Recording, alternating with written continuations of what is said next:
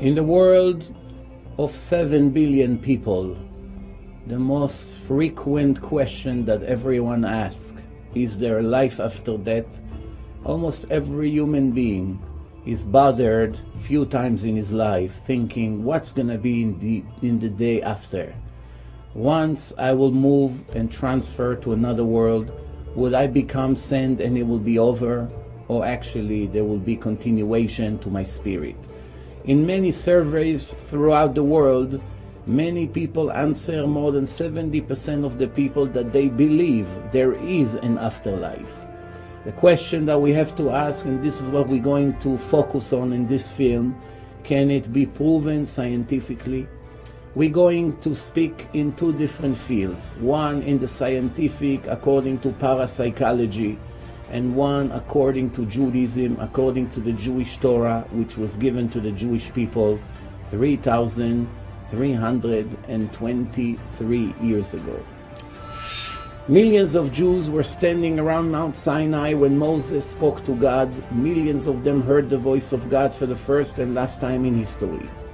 That Torah that was given to the Jews in front of millions of witnesses has transferred from generation to generation throughout the entire world. And there are many communities in the world today that are still holding the same original text of the Torah as exactly it was given to Moses in front of the nation of Israel. In the Jewish Torah, we have many indications and proofs that God spoke about the existence of the soul once it's transferred to the afterlife, to the spiritual life. We're going to focus on different parts of the written and the oral Torah, and also according to the Kabbalah, which is the mystical part of Judaism, and we combine it together with all the discoveries of the last 30 years of many parapsychologists, cardiologists, doctors, etc. We actually going to skip from one part to the other just to put everything together, to clarify the picture to every person that has a doubt.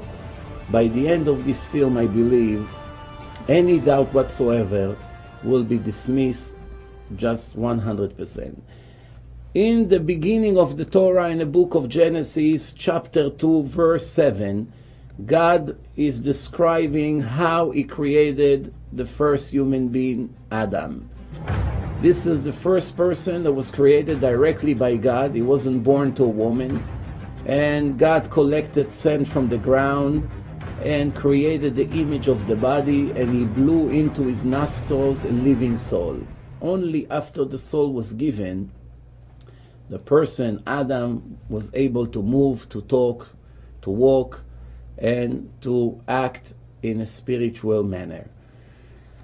And if we continue to review the Tanakh, the Bible, in the book of Kohelet, King Solomon, chapter 12, verse 7, this is how it described the time of death.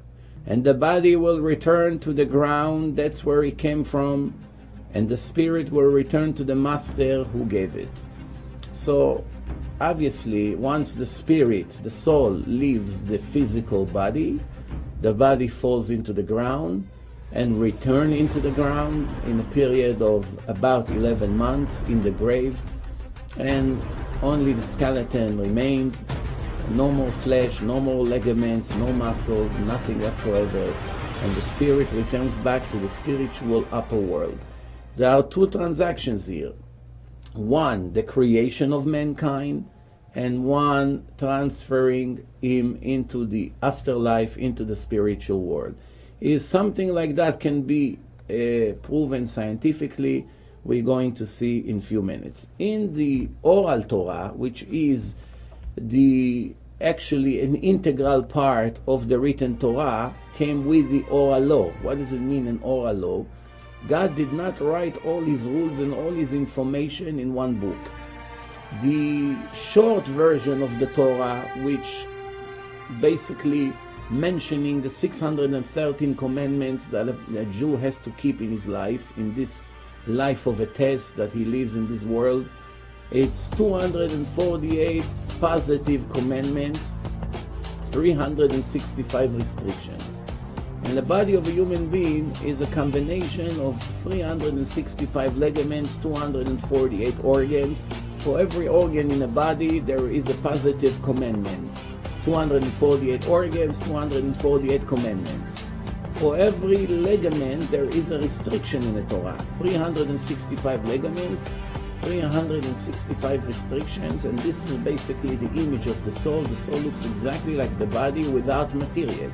If you try to grab something, you won't feel anything. But the image of the soul, it's a spiritual image, is exactly like the body looks. When it comes to the number of organs and ligaments in the body, there's different ways to break them down. So the Mishnah, which is a part of the oral law, is breaking it 100% from 1 to 613 altogether. Pieces from the fingers, from the hands, from the joints, internal parts of the stomach. One by one, it comes to 613.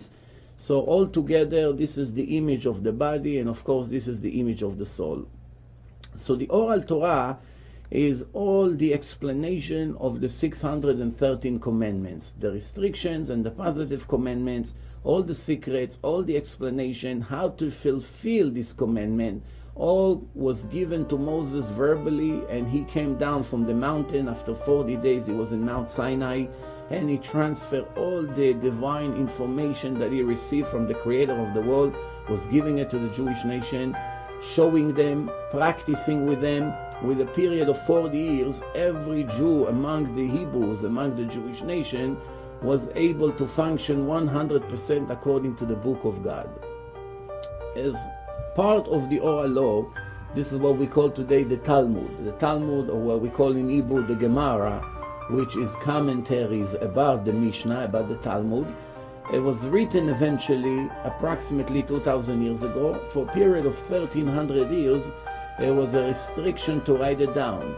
Later, when the second temple in Jerusalem was destroyed by the Romans, and the Jews were sent to the exile, the president of Israel at that time, Rabbi Judah, the president, was afraid that we're going to lose the oral part of the Torah, which will dismiss Judaism completely.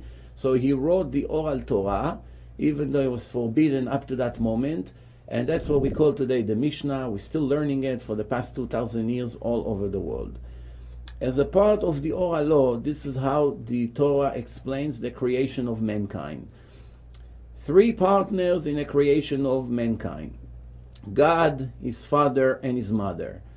His father contributes the material that creates the bones, the ligaments, the nails, the brain inside the head, the white inside the eyes, and the mother contributes the material who creates the skin, the flesh, the hair, the pupils inside the eyes, and God contributes the spirit, the soul, the image of the face, the ability to see, the ability to hear, the ability to talk and to walk, the wisdom, the intelligence. Once the time came for a person to leave this physical world, comes God and take his share and leave what his father and mother contributed, and obviously the person falls and dies and finishes life in this planet. This is a description of how a person is created, and eventually when God comes, takes his share, which is the soul and the spirit, comes out of the body, then a person cannot walk, cannot hear, cannot talk, cannot remember, and basically cannot function. And as I mentioned before, there are 613 commandments, and believe it or not, 3 of them is a direct, clear requirement not to communicate with the deceased people. If God, by giving the Torah to millions of Jews, commanded them that they are not allowed to communicate with any person who passed away from the world, right away we understand that there is such an ability. If God told us, do not bother the dead people, do not ask them any question, do not communicate with them, right away I understand, obviously there's a way to do it. If I do not know how to do it technically, it doesn't mean it's not possible. So if God told me, do not communicate with them, that means I have a way to do it. How many different ways? 3 different ways to communicate with the deceased people. According to the language of the Torah, the ancient Hebrew, this is how it sounds. Lo yimatze becha shoel ov v'idoni v'doresh el hametim. 3 different ways. First one, in Hebrew, it's called shoel ov. Second one, yidoni. And the third one is doresh el hametim. This is in Deuteronomy 18, verse 10 to 11. Right there, over there, God said to the Jews, I forbid each one of you from disturbing the deceased people and asking them any questions. There are 3 ways to do it. Today we use a modern language. We use the word medium. There are ways, what we call Ouija board, to communicate with souls of people who passed away from the world. There's other ways to do it today, and we use different terms, but actually this is exactly what the Torah was referring to. So, in the book of Yov, Yov was a Gentile prophet. He wasn't Jewish, but he was a holy man, a very righteous man, who suffered a large part of his life. And the book that he wrote with the divine inspiration is an integral part of the Tanakh, of the 24 books of Judaism. And right there it says, Or uvasar talbisheni, skin and flesh is my alphet, uveatzamot vegidim tesochecheni, and you covered me with bones and ligaments. So basically, in that case, who am I? If my alphet is the flesh and the skin and the bones and the ligaments, what's left in me? Who am I? The answer, of course, later we will understand that I am 100% a spiritual, divine soul that was pushed into my body and makes the body able to move and to function. We're going to review it shortly. So, in the book of Isaiah, chapter 2, this is what it says, from the human being that has a soul in his nostrils. As in Genesis, the beginning of the Torah, it's described that God pushed the soul into the nostrils of Adam, and only after that he was able to speak, to function, to remember things, to understand things. His intelligence started to function, and his wisdom, and all the parts of the body started to move simultaneously, obviously. So we are seeing that actually the master of the body is the soul, who is able to move every part of the body. And as we continuing, the Gemara, the oral Torah, in the chapter of Nida, this is a chapter who speaks about the impurity of a Jewish woman after she gets her monthly period. She has to wait a few days until all the bloods disappear from the body, and then wait 7 more days and go into the natural water, spring water or rainwater, and that purifies the body. We are not talking about clean body. We're talking about spiritually pure. A body can be dirty but pure. A body can be very clean but impure. So we are talking about a spiritual term here. So this is one of the laws that applies to a Jewish woman. And over there in page 30 in the chapter of Nida, it's explained about how the baby is in his mother's womb. And this is what the Gemara says. A baby has like a spiritual candle above him, and gives him the ability to review the entire world spiritually, like a vision, a spiritual vision. And there's an angel who teaches him the entire Torah. The Torah is wider than the ocean, it's very, very large. The angel is teaching him everything. And then just before he comes out to the world, he taps on his top lip and makes him forget everything he learns. Of course, everything stays in his subconscious. And he goes out, and now the mission of life, as a major part of the test of life, is for a Jew to review and learn the Torah. The more he learns, the more higher spiritual level he can reach. And this is basically one of the main tests in life of a person, to be able to be righteous and close to God, is to be knowledgeable in his Torah. The more knowledgeable a person is, automatically he knows the rules, and he knows what violations not to violate and what commandments to practice, and to do it in a correct way. And according to Kabbalah, 500 years ago there was a legendary Kabbalist, the biggest in the last 2,000 years, since the Holy Zohar, the foundation of Kabbalah, was written by Rabbi Shimon Bar Yochai in the land of Israel. one major student, his name was the Ari, the holy Ari that lived 500 years ago in Israel, in the city of Tzfat. He had a major student, his name was Rabbi Chaim Vital, and everything we know from the Ari comes from his student who was writing every word who came out of his mouth. And this is what he writes: the body of a human being is not the person itself. This is only the flesh, the skin, the body of a person. As the Torah referred to the body, the Torah called it basar, the flesh, but not the human being himself. So obviously the human being himself is something more internal. And the body is only the outfit, just like when a tailor prepares a suit into a person's body. And here God is prepared an outfit which will cover the soul, the divine soul, which is inside the body. Technically, to be more precise, is in the brain. The place where the soul is in the brain. And once the time for a person comes to leave the world, the soul exits the body, goes up to heaven, to the court of heaven, to the spiritual world, and received a new outfit.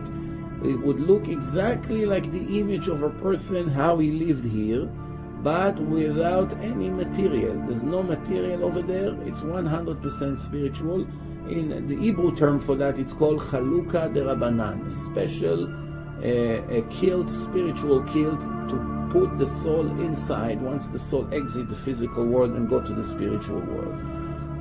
And we're going to continue now, and we're going to speak now about 5 different ways to prove there's life after death. 5 different ways. First one, it's called clinical death, out of body experience.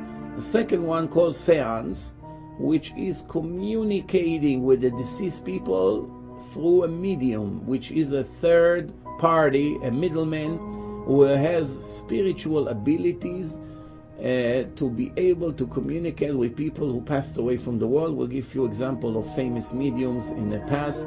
The third way to prove it, it's called reincarnations, which means there is a concept that the soul exits one body and comes back again to this physical world in a new body. Technically, it's exactly the same soul who died 10, 20, 30 years ago, and now it returns back into the world in a new body, a new physical image, but exactly the same soul who come to continue the test from where it left in the last life, in previous life. The fourth way to prove it, it's called regression. By hypnotizing a person, hypnosis, it's a very strong way to prove that there are reincarnation, there is life after death.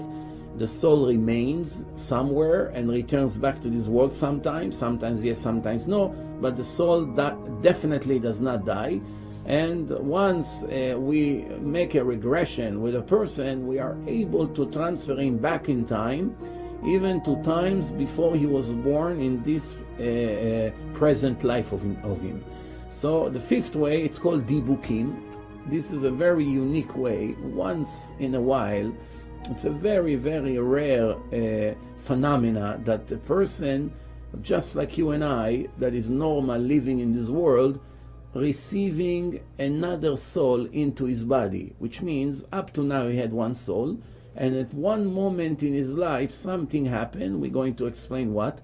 Another soul entered the body. He did not invite that soul, he did not wish to have 2 souls in his body, but another human being without a body entered the same body, and now there are 2 souls, which is very similar to one plane with 2 pilots. Each one is trying to grab to his own direction. One is trying to turn the plane to the left, one is trying to turn it to the right. Obviously the one who is stronger, is more dominant, he will decide where the planes will aim to. And this is exactly now 2 souls. The one who takes control of the vocals, he's the one who speaks. And then the other one can speak, and sometimes you see 2 different voices, 2 different accents, sometimes 2 different languages. Sometimes male and female in the same body. As I say, this is a very, very rare phenomena, and we have books in the last few hundred years who describe few of the famous dibukim that happened to people in the past, and how the rabbis were able to remove these extra soul out of the body according to the secrets of Kabbalah. And this is the 5 ways that we're going to prove that there is definitely life after death. And when I say proof, we means 100% proof. If we're still left with a doubt, even though we improve our faith and belief, it's still not satisfying us enough, because we want to reach knowledge, not believing. Believing means not knowing. We want to get to 100% knowledge that when the time comes for us to leave this world, everyone according to his time, we are not going to actually die. Only the body will die, but the soul will remain, and something is going to happen to the soul, which we're going to describe soon exactly what. Today, one of the most famous debate and argument throughout the world in the last few decades is what's considered the time of death. Believe it or not, this is a question that many intellectuals are arguing about for a long time. It's in the Supreme Court of the United States, in the Supreme Court of Israel, and in other countries. It's among the rabbis, it's among different religions. Many are arguing when exactly is the second that a person is considered 100% dead. Some would claim that when the brain dies. Some would claim when a person cannot breathe. Some would claim that when a person's heart stops beating. There are different arguments when exactly we can say that this person is dead, and of course there are legal issues relates to it. But one thing, everyone agree, if there are 5 symptoms simultaneously in this individual, then everyone agree that is considered 100% dead. If not all 5 symptoms are there, there are arguments when exactly we can say for sure that he died. Different kinds of opinions. Where this debate comes from, what's the root of the argument? The answer is that according to the Torah, which was given more than 3,300 years ago, the Torah was describing the time of death in a very simple manner. The Torah says a person that is able to breathe is alive. Once he cannot breathe anymore, within a minute or two, of course, he died. There's no debate, no argument. Everybody understands this person is dead, and that's the end of the argument.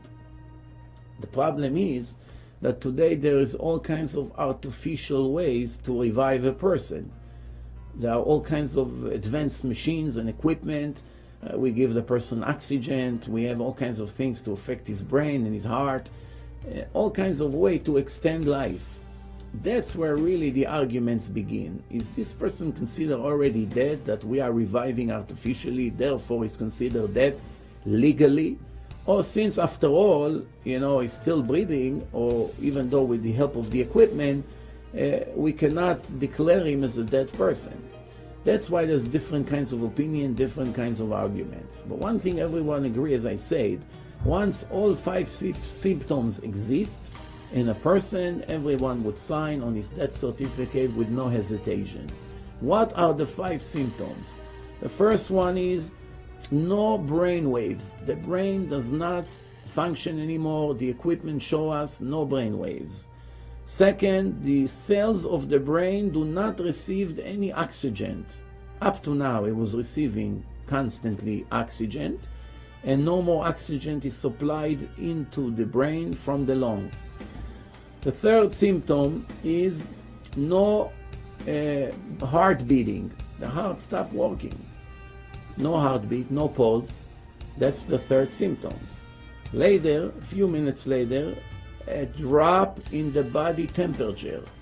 The temperature of a body which is about 38 degrees Celsius or 98 Fahrenheit, all of a sudden, a minute or two later, begin to drop another degree and another degree, and obviously we touch the person, we feel that he's much colder than before. And the fifth symptom is no feelings. A person, you can pinch him, you can burn him, you can cut him, the nerve system is not functioning, no feelings, it does not feel anything. Once those 5 symptoms exist in one individual, then we will know 100% that he's dead. When 5 symptoms occur to one person, what are the odds that this person will return back to life? So according to science, according to the medical world, if a person has those 5 symptoms simultaneously more than 6 minutes, even if he will return to life a miracle would happen and this person will come back to life, he will be permanently brain damaged for the rest of his life. His memory will be wiped out and many other things there's no way to correct. But believe it or not, every rule in creation has an exception to the rule. We understand that part from different fields. But today, the exception of the rule seems to become a rule by itself. And to have this breath of freedom was amazing to me. I didn't care where it was. It was better than where I had just been. It was almost like an abyss, a nothing. Nirvana, if you want to put it. No, I know I crossed over. Danyon Brinkley, Tim Spinnerd, Kimberly Thompson. 3 people who believe they left their bodies, transcended the boundaries of time and space, and traveled to a place they feel is heaven. There are many, many people, many thousands of people in the world that were declared completely dead for more than 6 minutes. And later they returned back to life even after 40 minutes and even after hours. And they came back to normal life, remembering 100% everything that happened to them before the accident or before the heart attack and what's happening right now. They recognize people and there's no permanent brain damage. Very difficult for the doctors to explain how something like this is possible because it's obviously an exception to the rule, but it's a fact. More than 30 million people reported in the world that they died and they returned to life. Some of them less than 6 minutes, some of them more than 6 minutes. A friend of mine was driving, she hit a fire hydrant, and I went through the windshield of the car, but I experienced it from the back seat. I watched myself leave the front seat and go through the windshield. Fantastic reports, made even more baffling to experts, because the people who come forward have absolutely nothing to gain and much to lose in revealing their intimate and often embarrassing encounters.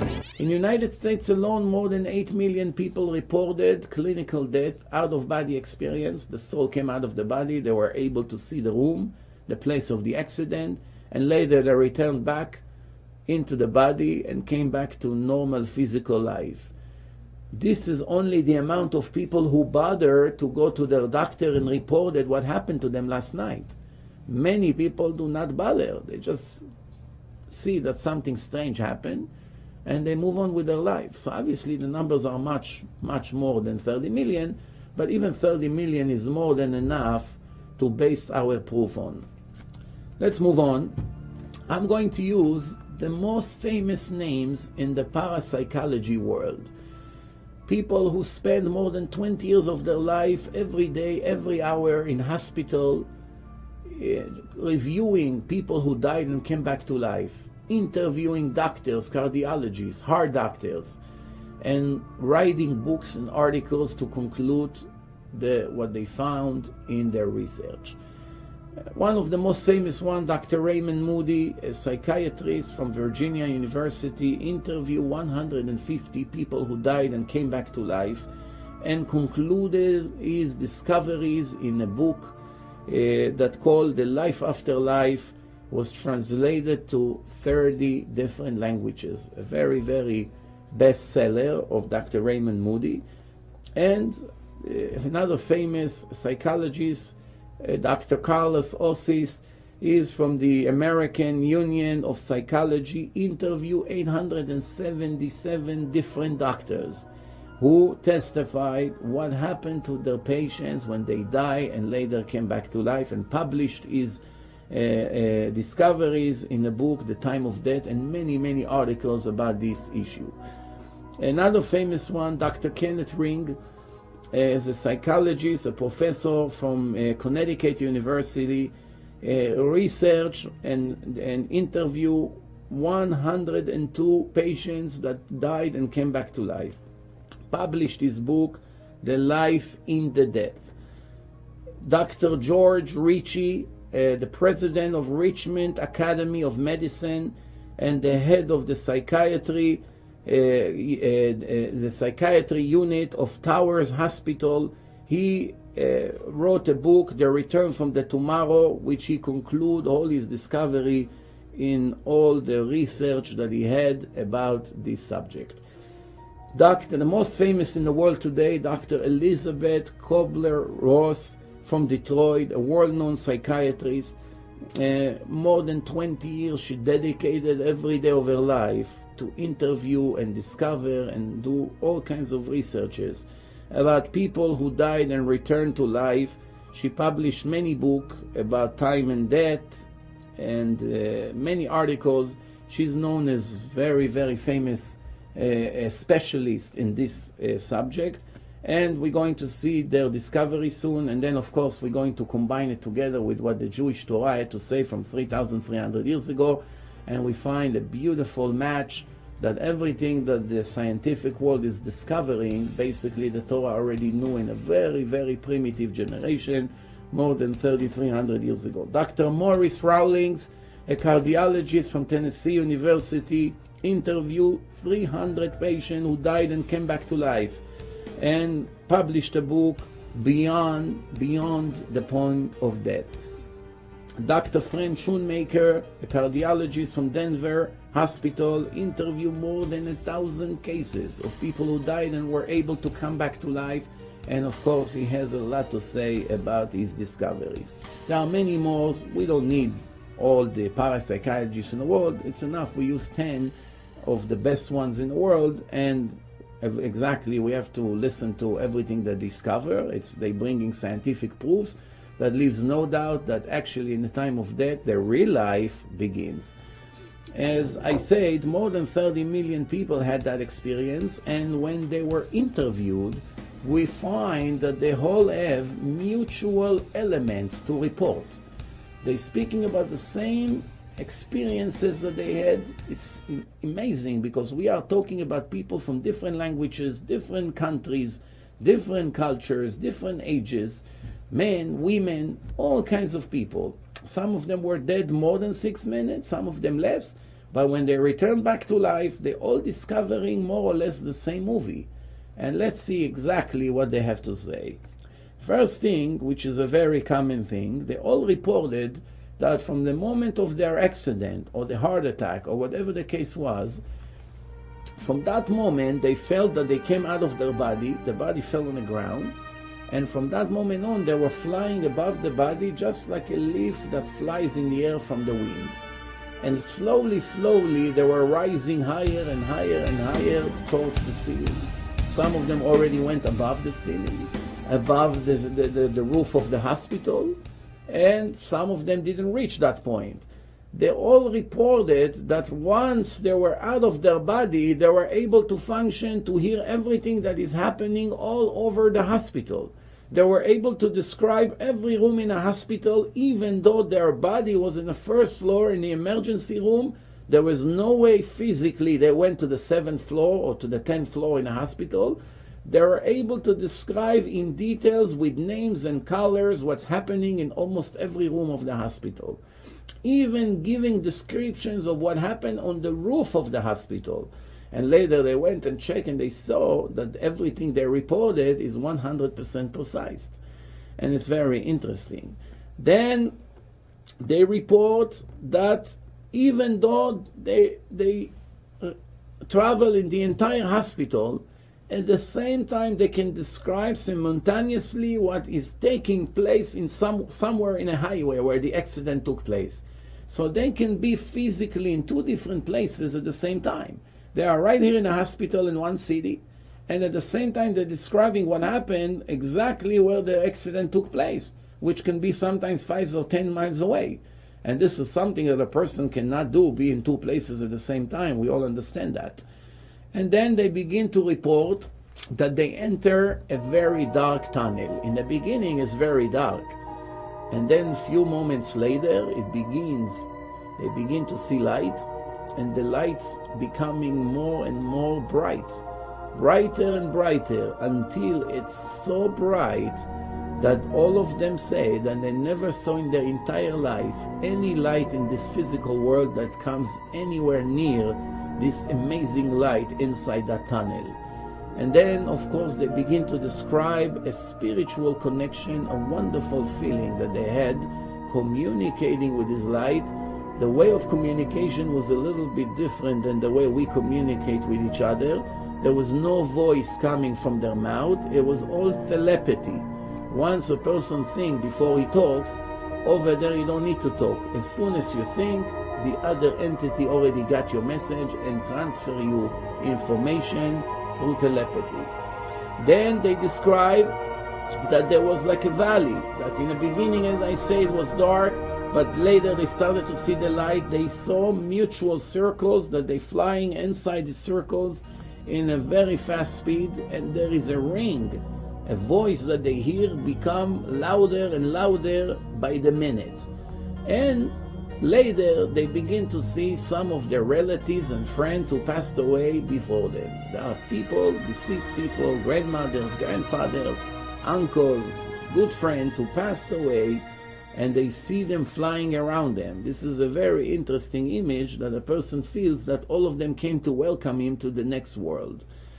And as I said before, remember, this is people from different cultures, different religions, different ages, completely different. Obviously, there's no conspiracy that millions of people throughout the world all decided to describe the same lie. It's impossible to even imagine such a thing, so it's all authentic. Then after they see the relatives, they begin to review their entire life in very fast pictures, snaps, one picture after the other, millions of pictures describing 30, 40, 50 years of life in the right chronological order, which is very interesting. It's not a regular video, just like a movie that we see today. It was very, very fast pictures. The ability of the brain is 1,000,000 times greater or even better, because here in this physical world the brain is limited. It's just as much as a person can receive. But over there was no limitations. You can see millions of pictures from the time you were crawling on the rug as a baby until you became 50 years old, and then something happened and you died, and later, a few minutes later, you returned back to conscious, to life, and you describe all your entire life in fast pictures from A to Z. And in different parts of the world, different kinds of people, different languages, etc. And let's read some of the things that they had to say. I was up. I saw my body laying on the surgery bed. I saw how the doctor is working and operating on my body. I saw they connected the electrical shock, and I saw my body is jumping every time the doctor connected the electric to my chest. Few seconds after, I felt that I'm falling heavily back into my body, and I opened up my eyes and I returned back to conscious. Another person, I knew I'm dying, but there's nothing I could do about it. Nobody heard me. I was trying to scream, to get attention, to try to save my body. I was out of my body, there's no doubt about it. I saw my body in a surgery room. I heard the doctors is giving up on my life. I felt horrible because I wasn't ready to die. Another person, I was out of my body, there's no doubt about it. But I knew clearly there's two possibilities. One, that I will return back to the life, and another one, that I will remain over there and will not return. And they reported that in the beginning, there's a great feeling of peaceful feeling, spiritual pleasure. It's hard to describe in words. In the beginning, they feel that they are with such a beautiful spiritual connection to this light, to the spiritual light, and they report that they never felt such happiness in their entire life. I was out of my body. In the beginning, I felt horrible, but then I started to see this huge light, and it was covering me from all over. I felt warm, but I wasn't blinded. At the same time, when this light was very close to me, I felt that I still able to see the operation room, the hospital, the doctors, the nurses, and everything else. It was an amazing light, wonderful, beautiful, shining, covering from all over, very highly spiritual. Love that I never felt in my entire life. I felt a great connection. It was very powerful, full of mercy. When I was there in front of this light, I felt so great. I thought to myself, it's better I will not return. Some reported, not all, but some reported that there's a point that they reach a line, and everybody understands in their mind that once you cross this line, there's no return. But as long as you did not cross that line, it's possible for you to return back into this existing life. And we continuing, they reported that they saw their relatives, their friends, they come to welcome them, and they feel that, it's a very special meeting. They didn't expect to see these relatives over there. This is people I knew from school, friends that passed away from my school, from my elementary school, from my high school. I saw them very close to me. I felt their presence. I saw my relatives. They all passed away, but they all came to welcome me into the next world. I saw them clearly in my brain. I saw them with their image, with their fingers, with everything, with their legs, image, and etc. And this is an example of a Gentile that describe how he conclude this experience that he had. As I said before, they all reported that they reviewed their entire life. From the minute they remember they started their life to the minute of the death, they basically saw every image of their life in a very, very fast order, the right order.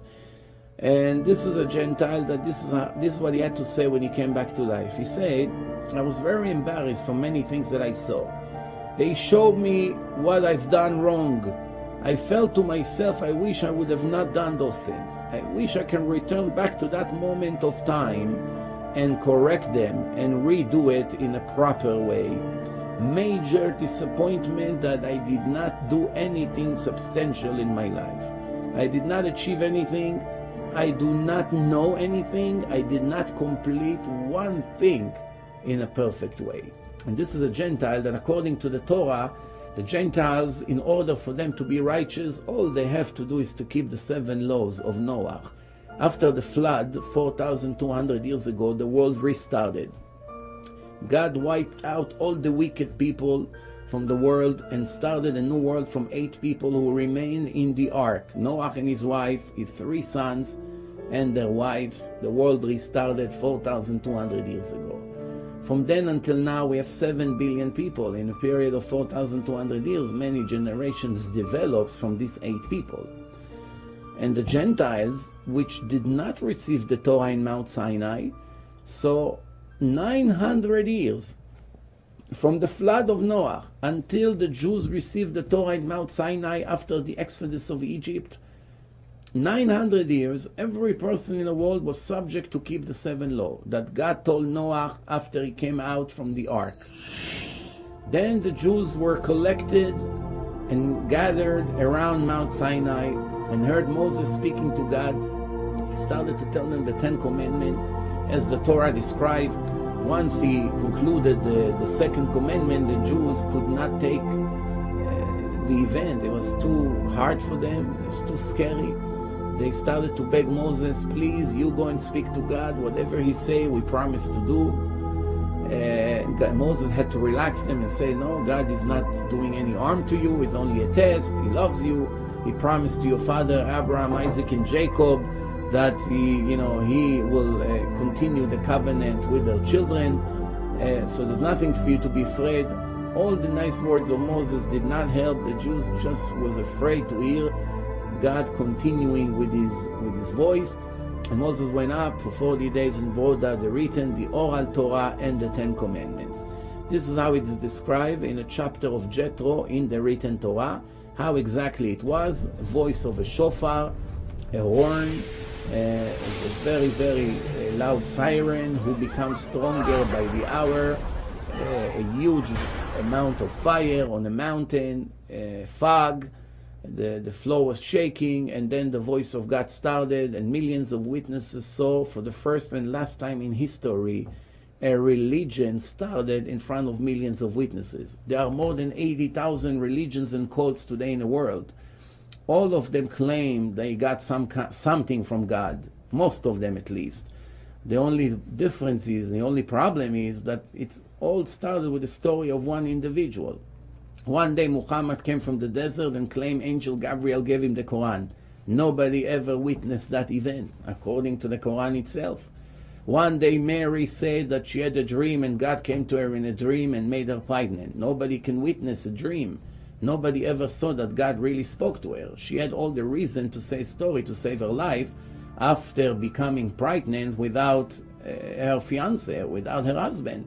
Joseph the carpenter went away, comes back, he finds she's pregnant. She told him something, obviously to protect her dignity, and now the world has to choose if they want to believe that story or not. So a main religion, Christianity, is based on the story of a woman that claims she had a dream. There are a few problems with this dream, because in the book of God, the Torah, what the Christian call the Old Testament, it says clearly that God warned people, Jews and non-Jews, that one of the most horrible sins is to touch a married woman. If she belongs to one man, no other man is allowed to touch her, not to talk about having full relation with her. So obviously, if someone does such a thing, both of them are subject to a horrible punishment. It's not realistic that God himself, after warning so many times not to do such a horrible, ugly thing, went and did something like this himself, went to a married woman and made her pregnant. That's something that it's hard to believe, but believe it or not, we find today more than 1 billion people who follow that story, dedicate parts of their life to a story of one individual. Same thing Buddha. One day Buddha came, he claimed that he saw the light. How many people witnessed it? None. But Judaism, which is the first religion, it's 1300 years before Christianity, 1800 years before Islam. Buddhism is only 2400 years, so it's 900 years before Buddhism. Judaism started with millions of witnesses. No one would accept this difficult religion that has 613 commandments, more than any other religion to keep, unless if they saw something solid. No one would just believe a story of one person who would change their life drastically just because he claimed God spoke to him. And obviously there are many, many proofs, which I spoke about it in my film Torah and Science. Everyone who is interested will watch that film. There's hundreds of proofs over there that leaves no doubt that the Torah is 100% divine, and only the Torah.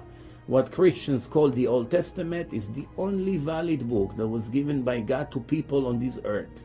No other book or no other cult or religion was given by the real God. Only individuals like me and you invented that book. It's full of errors, full of contradictions, many mistakes, many human errors that leaves no doubt that God was not able to write a book with so many human errors, because God is divine, is perfect, and etc. So here, since the Gentiles has to keep only 7 laws, we have a testimony of a Gentile who came back to life and claimed that he felt horrible and he realized that he did not complete one major thing in his life. Obviously, we're talking spiritually here.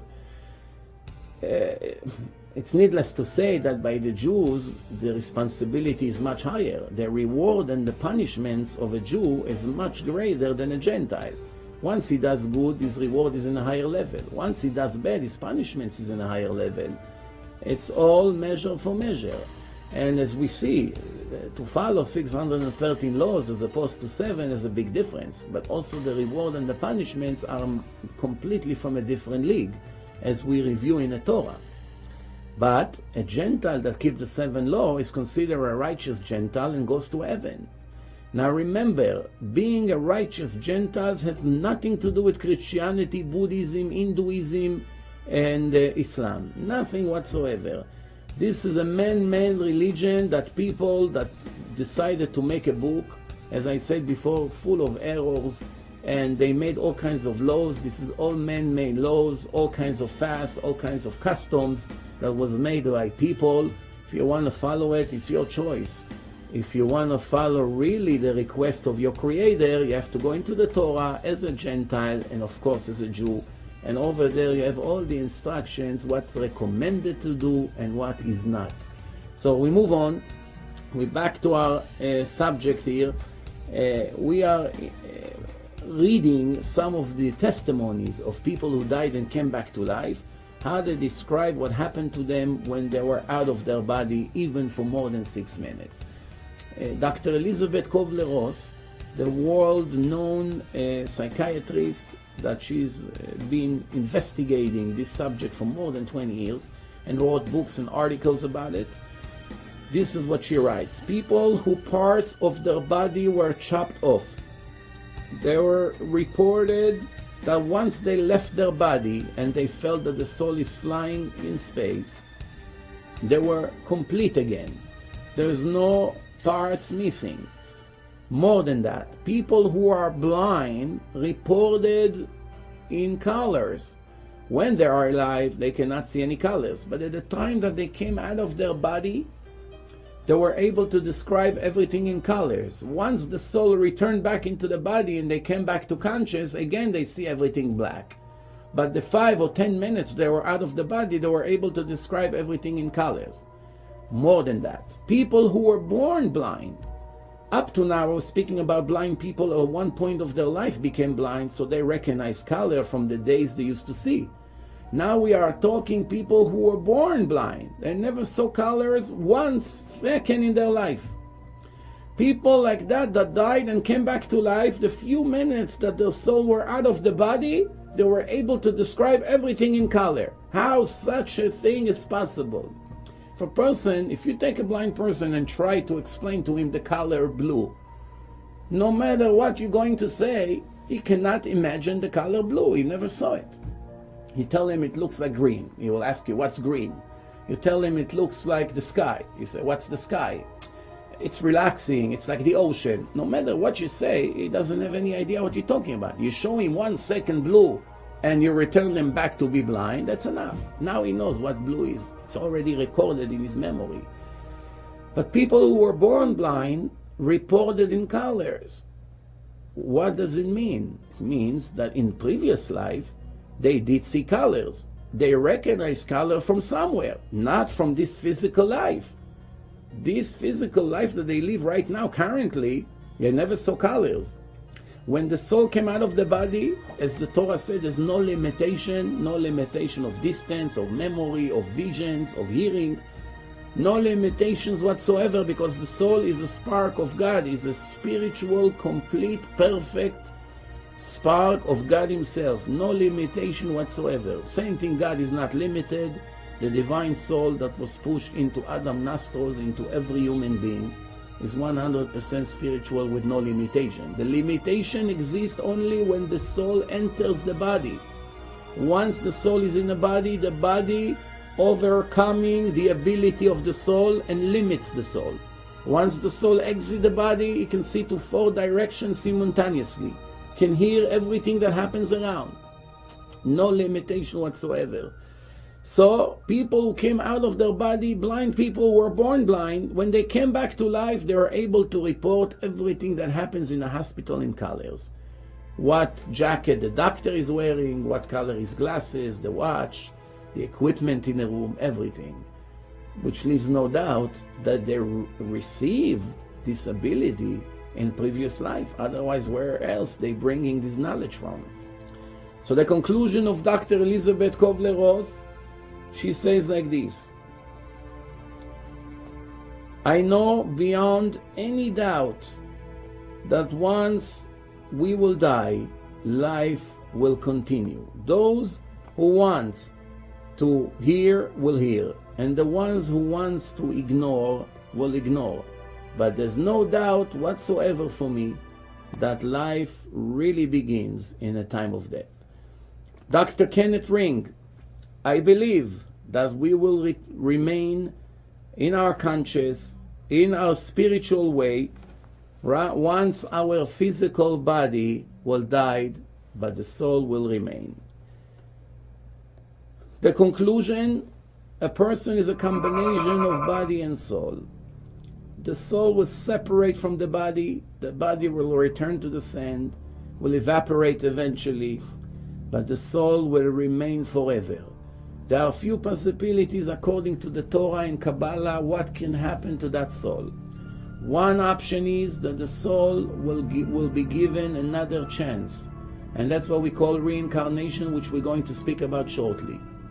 The soul will enter again a baby that is about to be born and start a new life 60, 70, 80 years somewhere with new tests, as God is watching every step that person will do and eventually will decide what to do with him in the next time of death.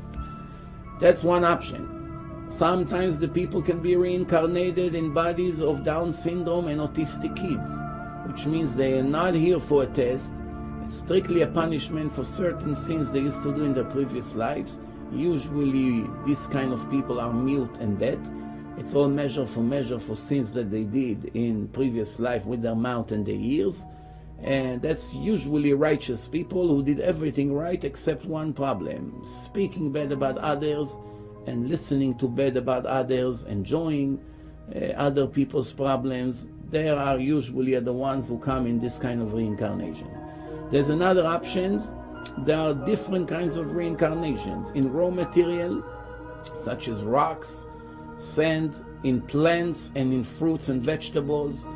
That's another options of reincarnation. There's reincarnations in animals, such as dogs, birds, snakes, etc. And there is one more option, that a person's soul goes to a place what we call Gehenom in Hebrew, which is hell in English, or heaven. That means the soul is finished his correction, goes to heaven, and doesn't have to come back to any test. He passed his test and is done with this physical world. However, the ones who go to hell, there are 7 different parts over there. This is what we call a dry clean for the soul. Believe it or not, that's already a positive place, even though the suffering is tremendous over there. But the soul gets cleansed from all the spiritual stains that a person accumulates with all the sins that he did in his previous life. Once the soul gets clean completely, the soul will enter heaven and remain there until we're going to different parts of the world, which will be the days of Messiah, the resurrection of the dead, the 7,000 of the creation, and then later the life of eternity, which is a whole different subject, a whole different lecture. Then, so we understand that there are 7 different parts, one below the other. That's what we call Gehenom, hell. And there's one more option, it's called Kaf HaKela, that the soul is in space.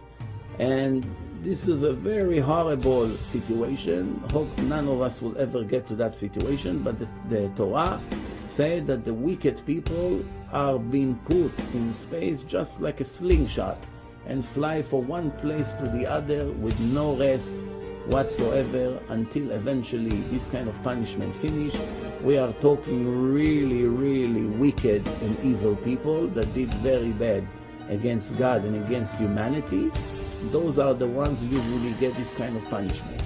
But there are many people, you know, that were righteous and listened to all the instructions of God, and when they died, in their previous life they made repentance for the sins and they came pretty clean and they go to heaven. And in that case, they don't have to go through this procedure of cleansing their soul, because they did it with their free choice while they were living here in this physical world.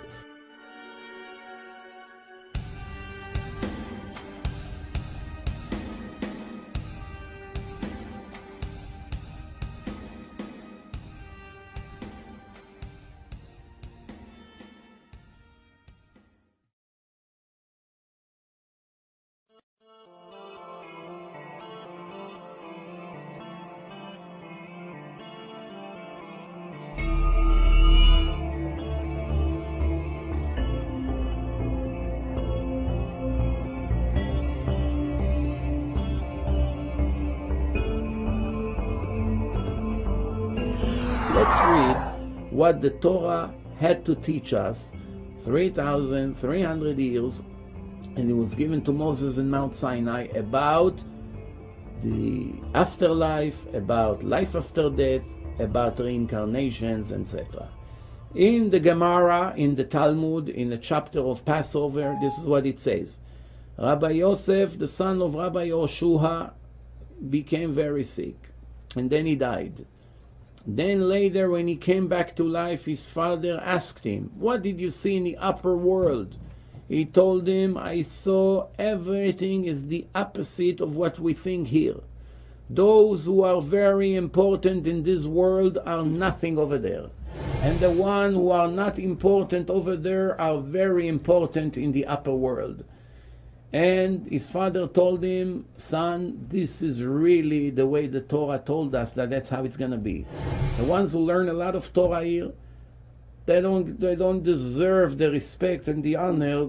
They don't get the respect and the honor that they deserve. Why? Because over here, people like to respect all kinds of financially successful people, famous people, movie stars, athletes, etc.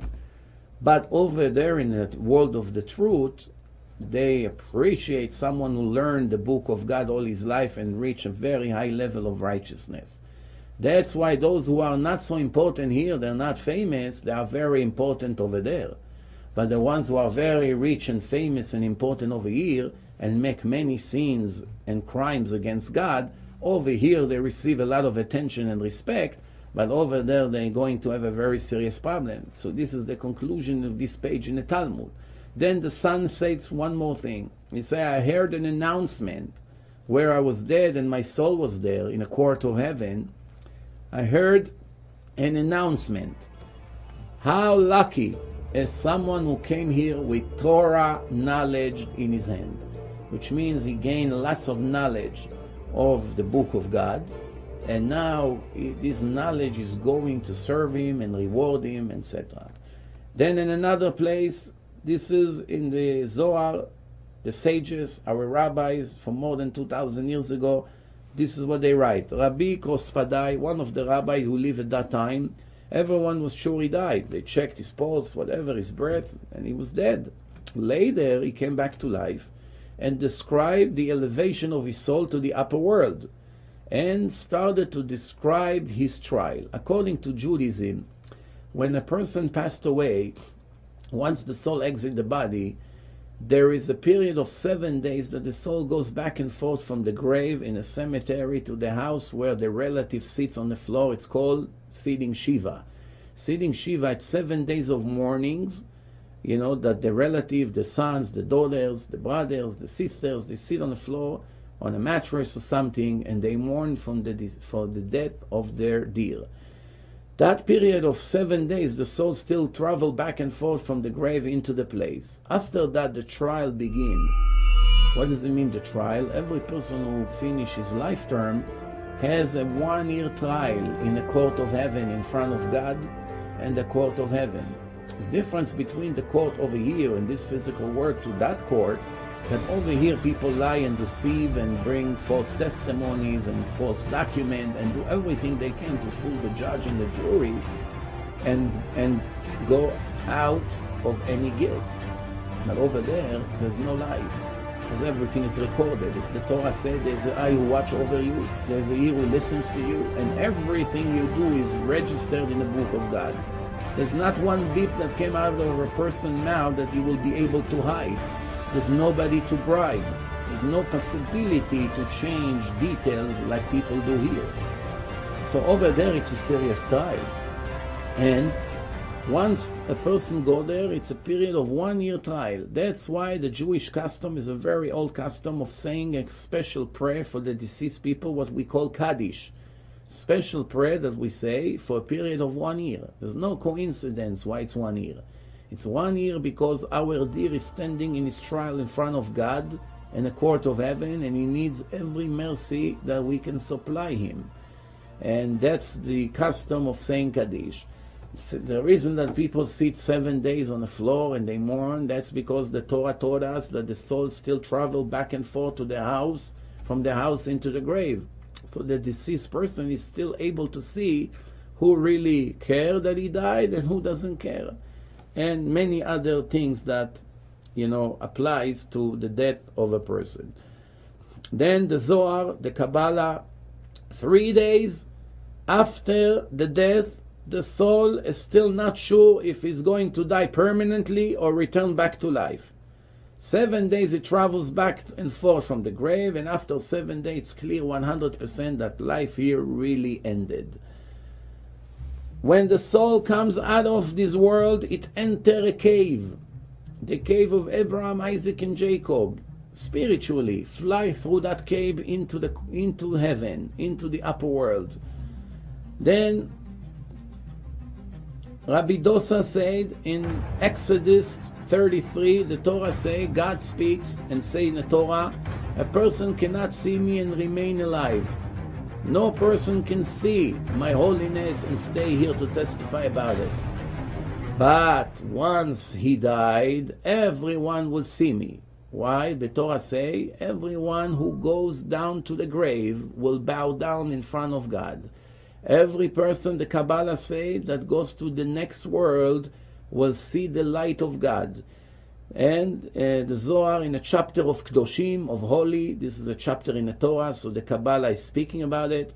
There's nothing harder to the soul from the separation from the body.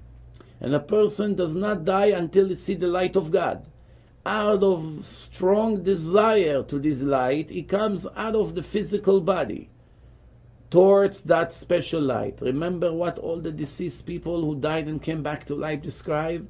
All over the world, from different cultures, different religions, all of them describe they saw this great, huge spiritual light. Everything being black at first and everything lightened to gray essences. Tim Spinnard was 14 years old when a school gym accident sent him tumbling headfirst into the hardwood. Spinnard says he left his body and started down a tunnel with other human forms.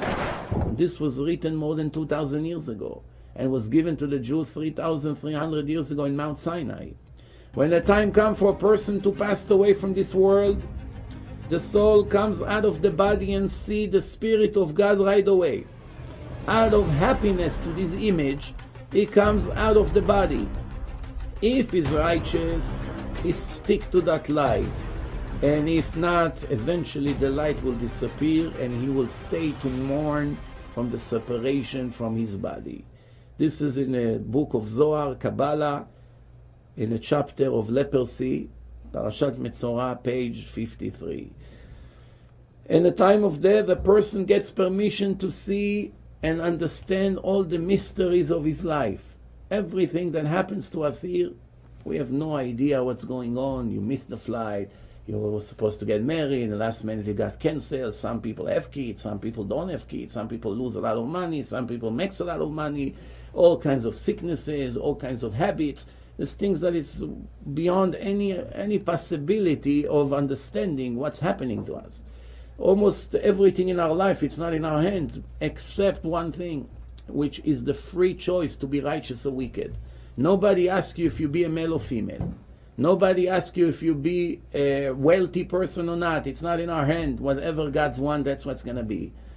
If we're going to have healthy life overall, or life full of sicknesses, it's not always in our hand. Yeah, we can keep ourselves a healthy lifestyle, but there's some kind of sicknesses that it's not in our hand. We cannot control it. And many things, if you get married or not, many people do everything they can to get married and they just couldn't. And some people right away, easily, they got married. Some people do everything they can to have children and they can't. Some people, right, one after the other, with no problems. And there are many, many other examples. The Torah says that when a husband and wife connects together, they have relation, and the woman conceived that night, it would take 40 days for the baby to be formed into a human being. First 40 days, not a complete human being yet. In the 40th day, he began to have pulse, brain waves, nerve system, everything. And that's very interesting, because the Gemara said, the Talmud, the oral Torah, teaching us that the angel come and take a drop of seed to the court of heaven, and they have to decide now which soul from all the deceased people who are waiting for another reincarnation to come back to this life for another opportunity, for another test. So which soul will be given to this husband and wife, this specific husband and wife? It's no coincidence. For millions of people who are waiting for another chance, God has to choose the one who match this couple, this environment, this city, this place. There are many, many factors here. And once you decide which person comes back, this person will come back with the weaknesses that he still did not correct in his previous life. Which means, if in his previous life he started very stingy, But throughout his lifetime, eventually he worked on his problem and became a generous person. But he has to correct other things, such as laziness, such as anger, and other problems that he has. When he will be reborn into a new life, he doesn't bring the previous weakness that he had, which was being stingy, because he already corrected it. However, since he did not correct his anger problem, he's born with anger problem. That's the reason sometimes you see little kids, one is 2 years old and the other one is 2 years old. One is very angry, every little thing is scream and throw things and is very violent. And the other one is very calm and relaxed and is not violent, is not screaming, is not getting angry. Sometimes you look at the baby, you give them a bag of pretzel, and then you ask them to give you one. First one will give you the entire bag without crying. Second one will give you 2, 3. Once you ask for too much, you begin to cry. And the third one, even one will not give you. Who told him to be stingy? He's only 2 years old. Nobody told him how many bags of pretzels we have. Maybe I can give him thousands of bags. There's no limitation. How does he know to be able to scream and cry when I took too much from him? You know, it's very interesting. The answer is he died stingy and he came back to the world with the same weakness. Same thing women. Women that had modesty problems, they are born with modesty problems since they never corrected it. But women who already corrected the modesty issues, when they're born into this new world, they don't have this test. They passed that test in their previous life. That's why when they come back to life again, they don't have a strong desire to be not modest and to live a non-modest life. So everything that we have here, all the desires that we have, and all of us have different desires. Some have more in here and have less in there. This is not coincidence. It's not the nature of a person. This is how he died in his previous life. And he still was given another chance by God to correct. But eventually the chances will be over. And the person will have to be judged permanently for his status for eternity. No more tests, no more correction. As long as we are alive, we can correct. Once we passed away, there is no guarantee that we'll be given another chance. Some of the wicked people were not returned here. There's no guarantee that a person will come back again in reincarnation. The Torah says, when a person passed away, he began to understand all the mysteries. Many things that happened in his life, how many things God saved him from, how many favors he did to him. Why did he miss certain flights? Why did he miss the bus? Why this is what happened to him?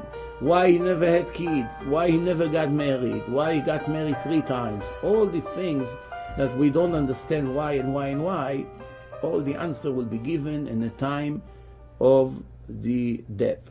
And one more thing, the next world, the Torah say, is wide, no borders, no walls, no ceilings, no limitations. Huge light, spiritual light that is different than the light that we have in this world. When the time comes for a righteous person to pass to the next world, God is commanding all the righteous people who already passed away, go and welcome him. And they all come and say, come in peace. This is in a Talmud, in the chapter of Ktubot, page 104. And the time for a person came to die, he gets permission to see his relatives and friends from this physical world, and he's able to recognize them. If you remember, the people who died, they all reported that they saw their relatives and friends. This is in the Torah that was given to us 3,300 years in Mount Sinai. How the Torah was able to know? The answer is, of course, God gave us the book and he told us all the secrets. No human being was able to predict such thing and to know such things. Everything I saw in the name of science and parapsychology is discoveries that almost all of them are only 30 years old and less. Most of them nobody knew 100 years ago. This is information who came from 3,300 years ago, from very primitive generations. We didn't have the equipment that we have today. There was no ability to revive people in a surgery room. You're either alive or you're dead. Once you stop breathing, you're dead. There's no other way. And those people who reported what happened to them when they died, as you can see, the Torah already told us all this information from A to Z, but there's much more to come. When a righteous person is passing away from the world, God sends all the righteous people to welcome him, and they say to him, come in peace. And then he gets permission to see all his friends and relatives and recognize them in their image. And they're happy towards him, and they welcome him, and they're walking him through. This is in the book of Zohar, the Kabbalah, in the chapter Vayechi, page 218. In the Gemara, in the Talmud, in the chapter of Brachot, page 28, it says that the president of Israel, in the time of the destruction of the second temples, when the Romans destroyed the second temple, the president of Israel, his name was Rabbi Yochanan ben Zakkai. And in the time of his death, he said to his students around his bed, prepare a chair for Chizkiyahu, the king of Judah. He came to welcome me into the next world. He was able to see already some images around him and recognize the president of Judah, one of the most righteous kings that the Jewish nation had, lived approximately 2,600 years ago, King Chizkiyahu. It's very interesting because I know of a person that when his father passed away was standing next to his bed, and they live in the second floor in a building in Israel. And about an hour before his father passed away, his father was constantly saying, why the neighbor from the first floor is here? Why the neighbor from the first floor is here? Remember, they live in the second floor, and he complained that he see the neighbor from the apartment downstairs. And his son thought that his father hallucinating, so he told him, Dad, forget about it. What do you care about the neighbor right now? You don't feel so good. Don't talk too much. You're dreaming, you're hallucinating. And the father constantly looking up and say, I see the neighbor. Later, when the father passed away, they found out that they came to collect two bodies from the same building at the same time. And they just found out that an hour before the father passed away, the neighbor from downstairs actually passed away before him. And he already was able to see her spirit around him in a room when she was already dead. Nobody else knew that she's dead, but he already saw it, which means that his soul started already to leave the body. The soul doesn't leave in a second. It's like dripping slowly, slowly. It's a divine energy. It's dripping out of the body slowly, slowly until it comes out completely and no life remains in the physical body. When a person passed away from this world, he sees his entire life and all his actions. And they ask him in a court of heaven, do you see what you did in that particular day, in that particular moment? Do you confirm it? And obviously everyone has no choice but to confirm, and they say yes and yes. And God say, you have to sign because you are going to be judged for everything you did. And nobody can run away from his judgment over there. When the time comes for a person to die, God comes to him and says, sign here, because you're going to be judged for what you did. And he writes and he signs, and there's no argument. You should always remember what's above you. There's an eye who watch over you. There's a ear who listens to you, and everything you do is registered in the book of God. This is what the Talmud say in a chapter of Masechet Avot. You know, and this is very interesting. It's a recommendation for every human being never to forget that just when you think we're alone and we're making some sins in some hidden rooms, please don't ever forget that God is watching and everything is being written in His book. Many people ask, if that's the case, I've been making many sins for many, many years. I don't see that God ever punished me for what I do. And I've seen people who does a lot of good things according to the Torah, and they're not getting any reward. So me, that I'm making many sins, I'm not getting punishment. And my friend who makes a lot of good deeds is not getting any reward. So where is the justice, and where is that eye and ears who listens and watch you, as the Torah says? The answer is very simple. This question was already answered by the Torah. God says that His response is not instant. If He will respond right away, which means every person who makes a sin will get punished within seconds, and every person who does something good will get rewarded right away. In that case, the free choice will be completely cancelled. No free choice. If a person makes a sin and get punished right away, After the second scene, everyone gets the point. After the second scene, everyone knows if I'll make another scene, I'll get another punch. So what's the point? Nobody would move. Nobody will make a scene. No one has a test. The test is that you can do whatever you want and it seems that nothing is happening. No good, no bad. Coincidence. No supervision. That's what it looks like. But the answer is there is a divine book which takes minutes to prove that a person was unable to write such a book. No person, as brilliant as it may be, take thousands of brilliant people who ever lived here, combine all of them together, give them all the equipment you can think of, give them 1,000 years. They cannot write one chapter of the Torah. It's full of prophecy, full of divine knowledge, full of physical knowledge about nature, about animals, millions of animals, species, predicting the future, controlling nature, making promises what will happen and what will never happen in nature, that a person will never be able to control such things, giving us information about the number of the stars in the universe, giving us information about the renewal of the moon to 6 digits after the decimal point in a generation that we didn't even have a calculator, and many, many other examples. If you are interested in some of these proofs, scientific proofs, please refer to my film Torah and Science. Over there you find all the answers and many, many proofs that this book can never be given by a human being. Once we know it's a divine book, all we have to do is follow the instruction of the book. We are not more clever than our Creator. If He told us something, that means that's the positive thing to do. That's the great recommendation. Even if our understanding showing us the opposite, we have to recognize that we are limited.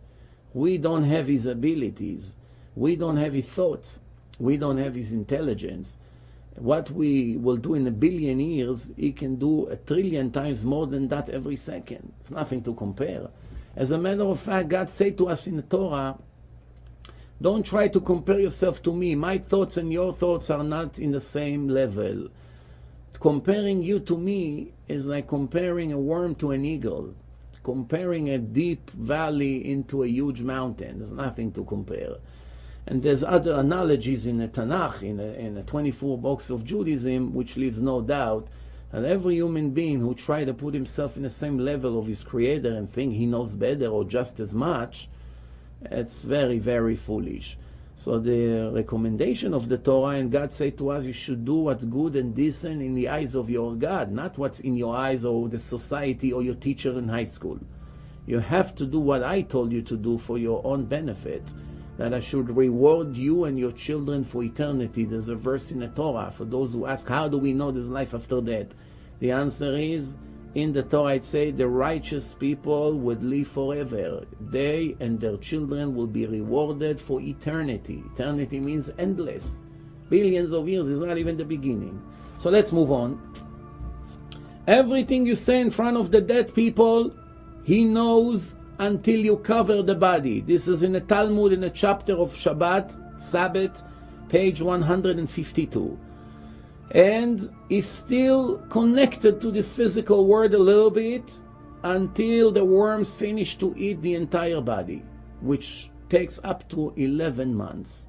So it's very interesting. As long as the grave is open and the body is not covered with sand, the person with his soul that is flying above the body sees the entire funeral.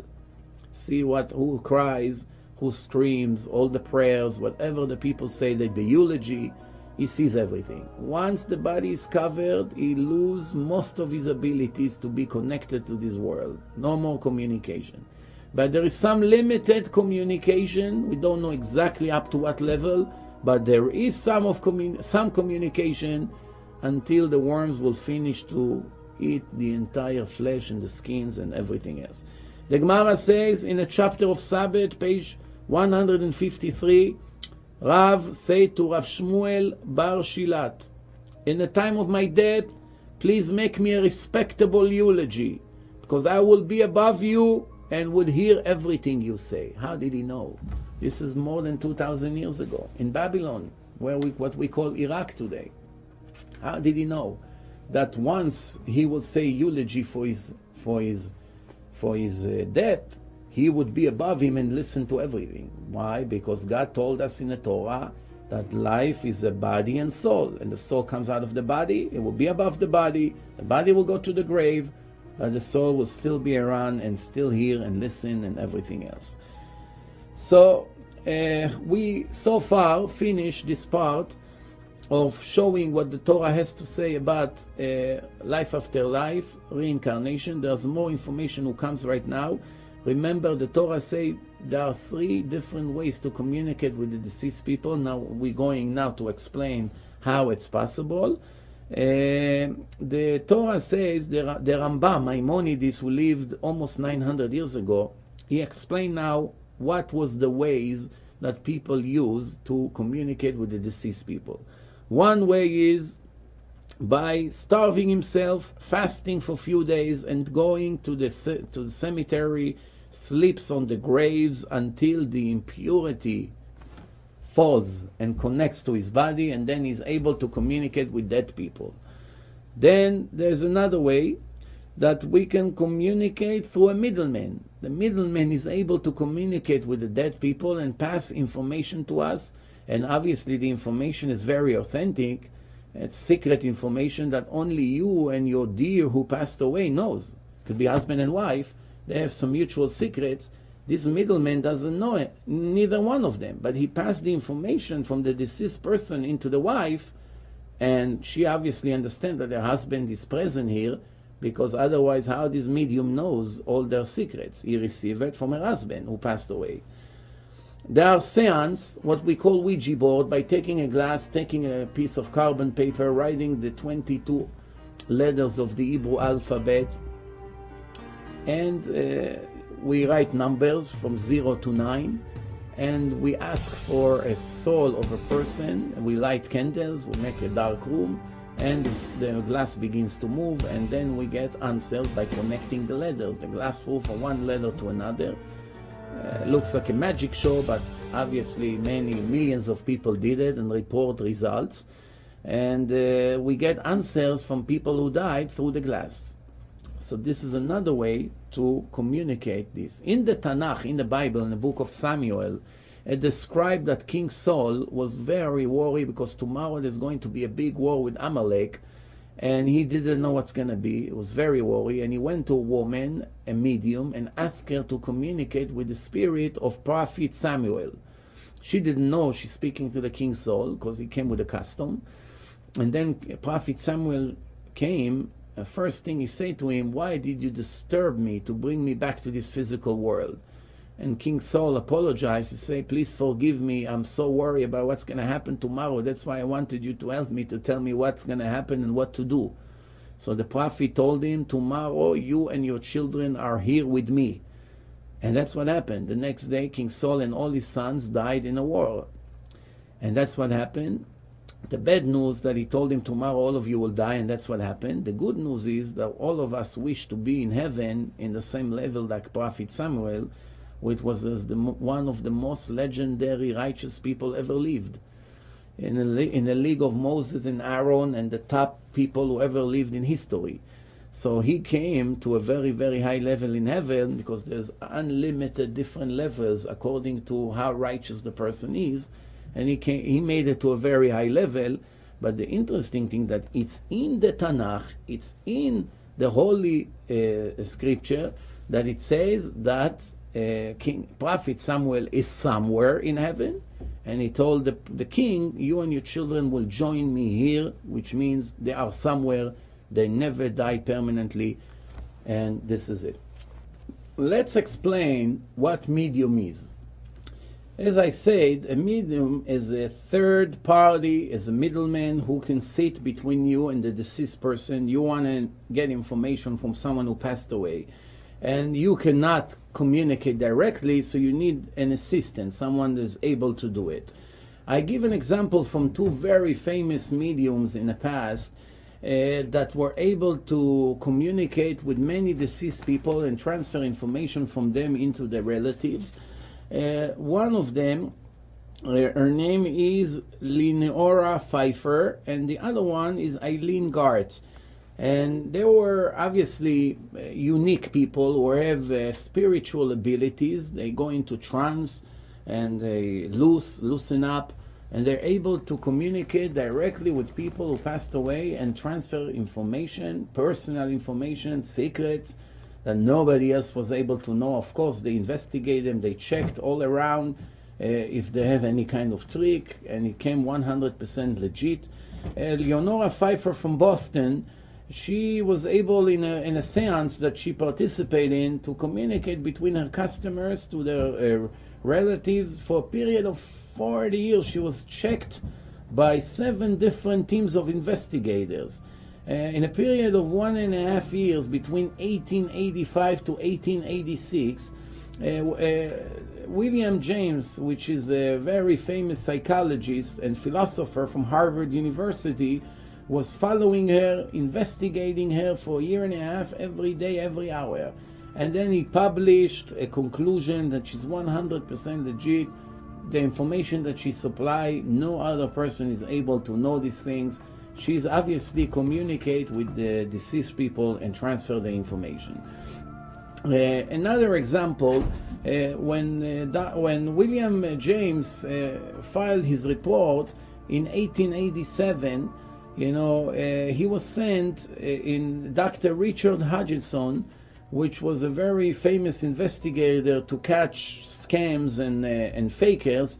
He was sent to United States to open investigation and spent 18 years, believe it or not, 18 years of following Mrs. Pfeiffer, investigate her background, her history, hire detectives to follow her, confuse her with different customers, switching customers, doing all kinds of tricks. And yet he was never able to catch anything that was not legit. She was 100% legit. She's able to communicate with dead people and transfer information from them. Let's hear some of the things that she said. One person is speaking to his friend. He's reminding him how they used to jump like frogs when there used to be kids. They're going to school, they're laughing. And he described his death, how symptoms that he had before he passed away. And he say, you were not there, I was expecting you to be there, you're not there. And things like that. In one of the seance, one of the people referred to one of the people in the audience and started to talk to him, was his relative, and speaking about a gold watch that he left and where is the watch right now. So information that obviously nobody can fake here. Pfeiffer was invited in 1889 to England, and she was examined by the Spiritual Union. They put her in isolation. They checked. She wasn't allowed any letters or any communication with people from out of the room. And after all the special supervision that she received, she was able to give 100% authentic information, which is incredible, but 100% legit. There are mediums that are transferring information in a unique way, such as automatic writing. They're taking a pen and they're holding a pen in such a way that usually a person holds a pen just like that to write, but they're holding the pen from the top, and after a few minutes the pen begins to move by itself and write information on a piece of paper. So obviously, when a person is half fainted and is not in full conscious, and the pen begins to move by itself and write things on a piece of paper, and then later we see what the message is, we find that a spirit of someone who we communicate with was moving the pen and giving us information. Some of these information is sometimes from famous people, like musicians, like classical musicians, who come and writes their musical notes, and then we see Mozart, Beethoven, and other famous ones who passing us information that obviously this person has no knowledge in music, no formal knowledge in music, but is able to give us information about music. The American medium Rosemary Brown, that never learned music in any school. She has no knowledge in music. She's obviously not a professional musician. She is able to write music from Chopin, Brahms, Bach, Beethoven, very famous classical musicians. How does she do it? She communicates with her spirits, and they are giving her the musical notes, and she writes, and later they discover that this is very famous music that they wrote. Another one, her name is Emma Conti. She's an Italian woman with spiritual abilities that receive music from the music writer. Her name is Emily Dickinson. She won 46 awards for music that she wrote, even though she never went even to high school. And when they ask her, how do you write such beautiful music and you win all the awards, she said, it's not even me, it's a spirit of this musician that I'm receiving. Her name is Emily Dickinson, was a famous musician, and she gives me the music, and I'm Emma Conti, and I write whatever she gives me, and that's it. It's nothing to do with my knowledge or something that I learned, or it's not my personal talent. So here is an example of communicating with someone who died and receiving information from him, which means he's somewhere. He's not dead completely. The body is dead, but the soul is somewhere, and according to the Torah, we know exactly where. So, speaking about reincarnation, as I said before, the body transfers from one body to another, so the body is changing, but the soul is always the same soul. So let's call the soul X. X was in one box, and then you take it out of this box and you put the box in a different color or different size. So the bodies are changes, sometimes the color of the skin, sometimes the size of the body, sometimes male, female, doesn't matter. But the soul is the same spiritual entity that transfers from one body to another. And we have people in the world, not that many, percentage-wise is way less than 1%. But still, when you collect them together, we're talking many, many thousands of people in our world that remember their previous life without being hypnotized. All of us, by hypnosis, we can find out who we used to be in our previous life, because doing regression is bringing us back in time, and we are not unconscious. And the psychologist, the parapsychologist who hypnotize you right now, he chooses the times and the dates where he wants to take you back to. Sometimes he may take you back to time before you were born, and all of a sudden he may speak in a different language, which right now you are not aware of. And later, when you see the video, you see that you're speaking in language that you don't understand what you say yourself, from your own mouth. And what is it? Who you used to be in your previous life. Sometimes the voice is changing. It can be a male now, and all of a sudden speak in the voice of a woman, or the other way around. Sometimes now you speak in one voice, and then all of a sudden you have a different voice, male and male, but still different voice, different accent, different languages, etc.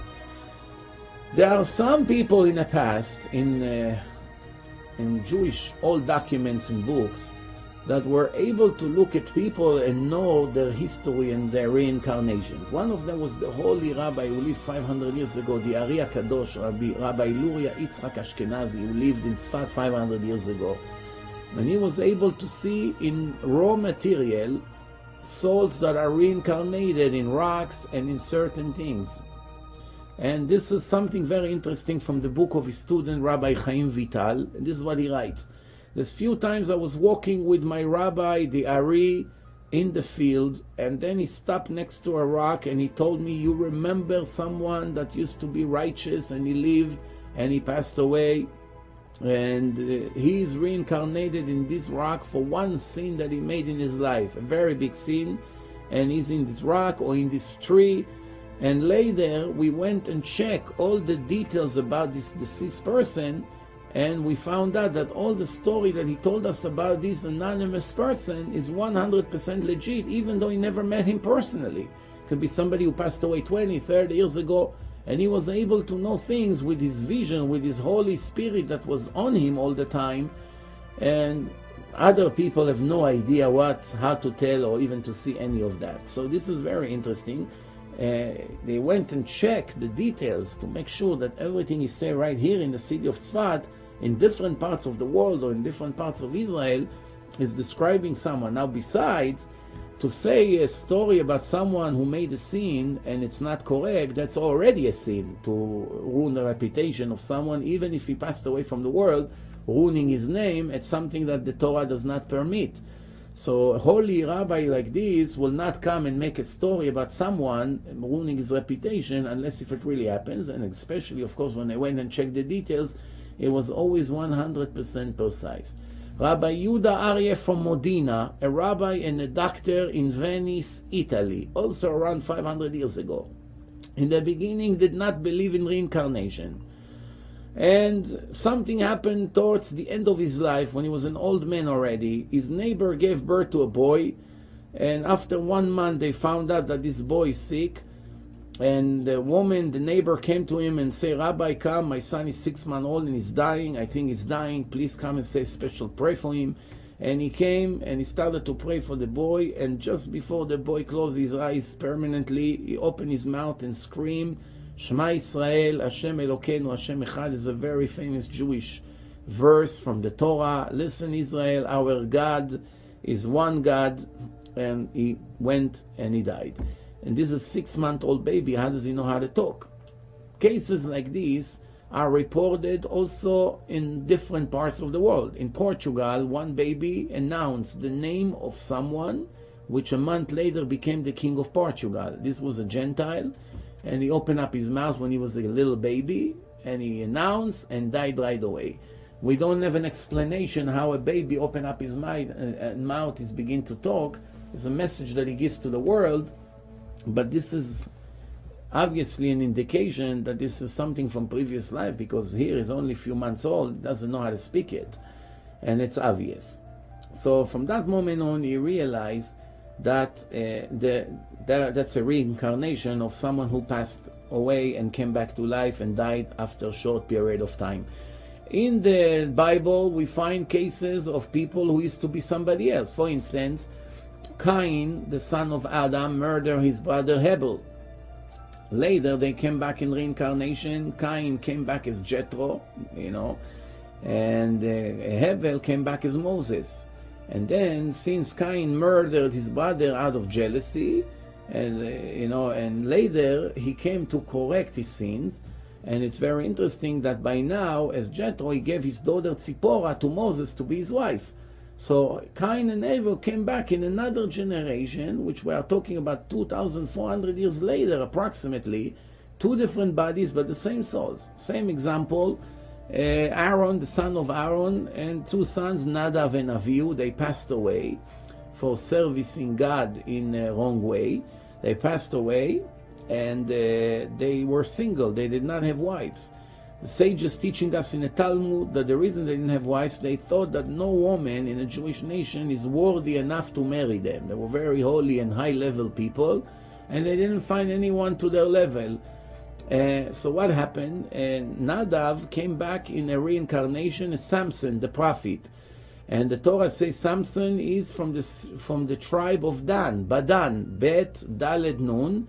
If we play with the order of the letter, it's the word Nadav. Nadav, it's Badan. The Torah is hinting to us that it's the same person, but he came in a different body.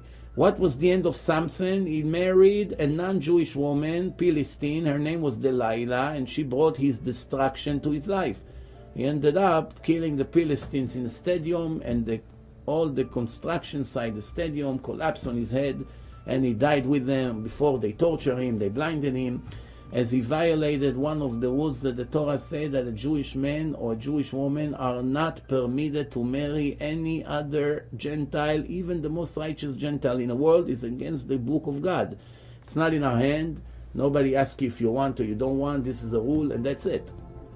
And he violated that rule, even though it was a very special holy man. He went after his desire and married her, and his end was very bitter.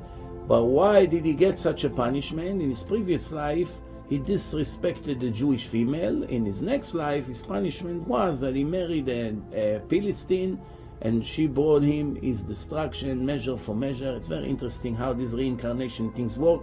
Of course, we can talk about it forever, but we have to move on. So let's talk about some proofs from our days about reincarnation. The most amount of evidence about reincarnation collected Dr. Ian Stevenson, a psychiatrist and a parapsychologist from Virginia University, from the years of the 60s until our days, for a period of 40 years and more. He investigated 600 cases of reincarnation throughout the world. And then he published 4 books which he concluded his research. Usually, he investigated cases of kids 2.5 years old to 4 years old only. Why? Because the memories from previous life are still fresh in their mind, and they remember details because they only died a few years ago in a different body, and they came back in a new body a few years later, so they still remember. They describe their names, they describe who they used to be. However, remember, as I said before, there's a small portion, less than 1% of people who remember their previous life without hypnosis. They can describe who they used to be, they can take you to the place where they used to live in a different body, they can describe the entire town. We're going to see a few examples soon about people like that we have in our days. And Dr. Stevenson is bringing us flood of evidence, unlimited amount of evidence, one case after the other, who leaves no doubt that reincarnation is a scientific fact. Let's give one or two examples of what reincarnation is.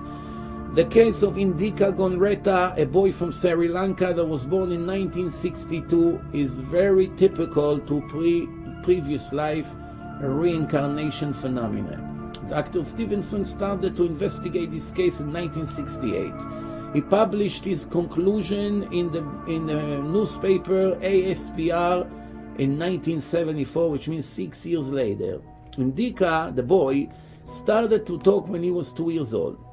About a year later, when he was 3 years old, he started to describe his previous life as a very wealthy businessman from the city Matara in Sri Lanka. He remembered his mansion, his Mercedes car, his elephants, his other mansions, his chauffeur, his private servant, Parmezada, and also, all kinds of events, all kinds of things from his previous life he described. The father of Indika Gonreta, the boy, 3 years old, started to check the stories of his boys. It looked to him too authentic to be hallucinations.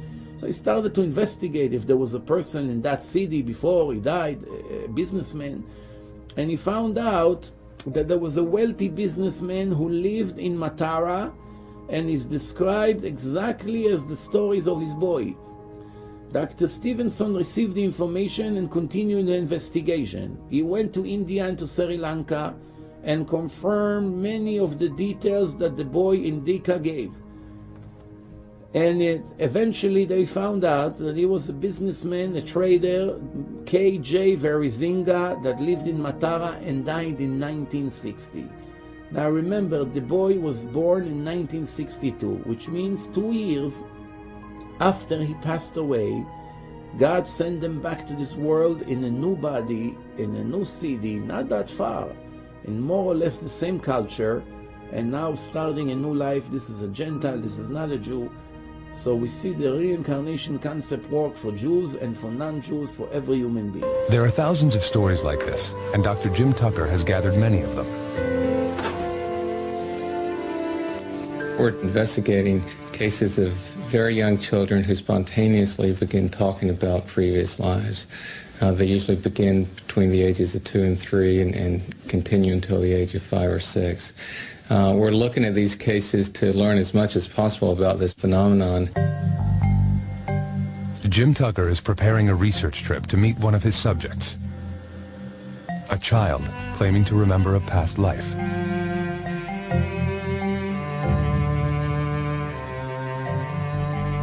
Gus Ortega is a little boy in Colorado who has talked about being his grandfather. This began when he was 18 months old, and he's made a number of statements that seem quite specific.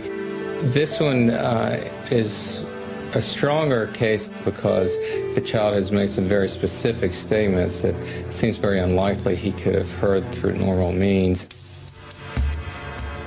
Gus Ortega's case is only one of many. We've been studying these cases for the last 40 years. We've now collected over 2,700 cases like this. These cases have been found all over in Asia, in West Africa. They've been found in South America, in Europe, and the United States, pretty much wherever they've been looked for. In a place not quite that far away, a hospital in America. An old man is dying.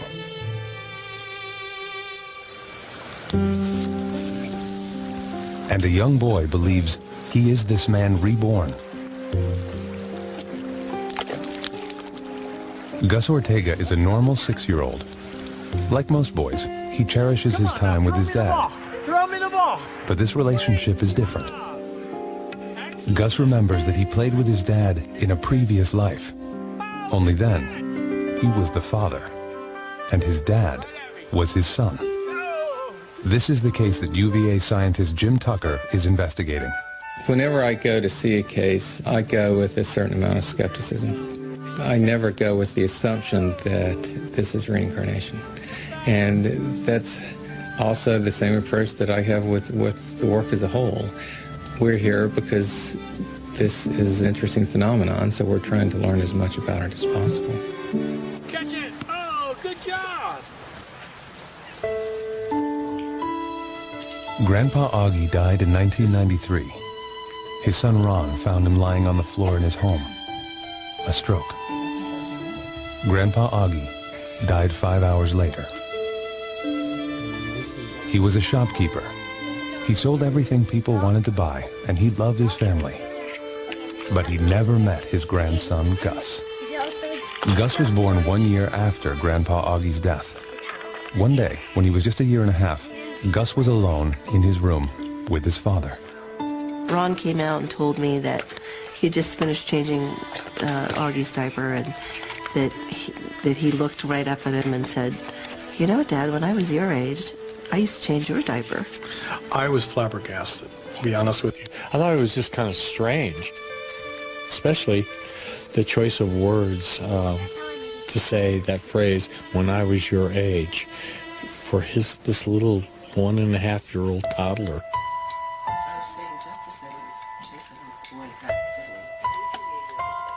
He started talking about Grandpa, and, you know, just the little things he was saying that we knew he couldn't have known because he never met Grandpa. His grandfather died a year before he was born. So, yeah, we were pretty puzzled about it. Then one day, Ron Ortega brought a set of old photos home, and something even more remarkable occurred. And I said, "Oh, look, look at this old photograph." And he came up to it and he goes, "Oh, there's me." I mean, I was like, just totally astounded, you know. It just stopped me, you know, cold. I mean, because how would he know that? Gus would make more statements like that over the course of the next years. He would recollect episodes of his grandfather's life that even Ron could hardly remember. And he was there. Gus knew more about his grandfather than he should have. Is this evidence of reincarnation? How else can these children remember another life? The case files of Dr. Jim Tucker will yield more clues. And another case that we can describe is Shanti. Shanti was born in Delhi, in India, in 1926. Age 3, she started to tell her parents about what happened in the city of Mothra. She claims that she has a husband. Her husband's name is Kaider Nat, and she died 10 days after she gave birth to her son. When Shanti was 9 years old, she started to talk non-stop about her previous life, and the descriptions of events from her previous life became brighter and clearer. Her parents sent a messenger to Mothra and found out that the husband from previous life, Kaider Nat, is still alive. They sent him a letter. They told him about the stories of her daughters and her hallucinations. Kaider was shocked from the story and decided to come and check the girl himself. One day he showed up in Delhi, surprisingly knocked on the door, As soon as the door was opened, the little girl recognized him right away and started to talk to him about cases from her previous life. Eventually, she was talking about food she used to cook for him and things like that, and then she asked him, how did you dare to get remarried after you promised me before I died that you'll never do it? You betrayed me. And also later they took her to the city where she used to live in her previous life. She recognized the train station. She gave direction to the driver how to get to the house. She recognized the house even though it was remodeled. She recognized every room, and then she went to the background and to a corner there, and she started to dig in the ground, and she was looking for some money that she hid under the ground, and he was very embarrassed because then he had to confess that he took the money after her death.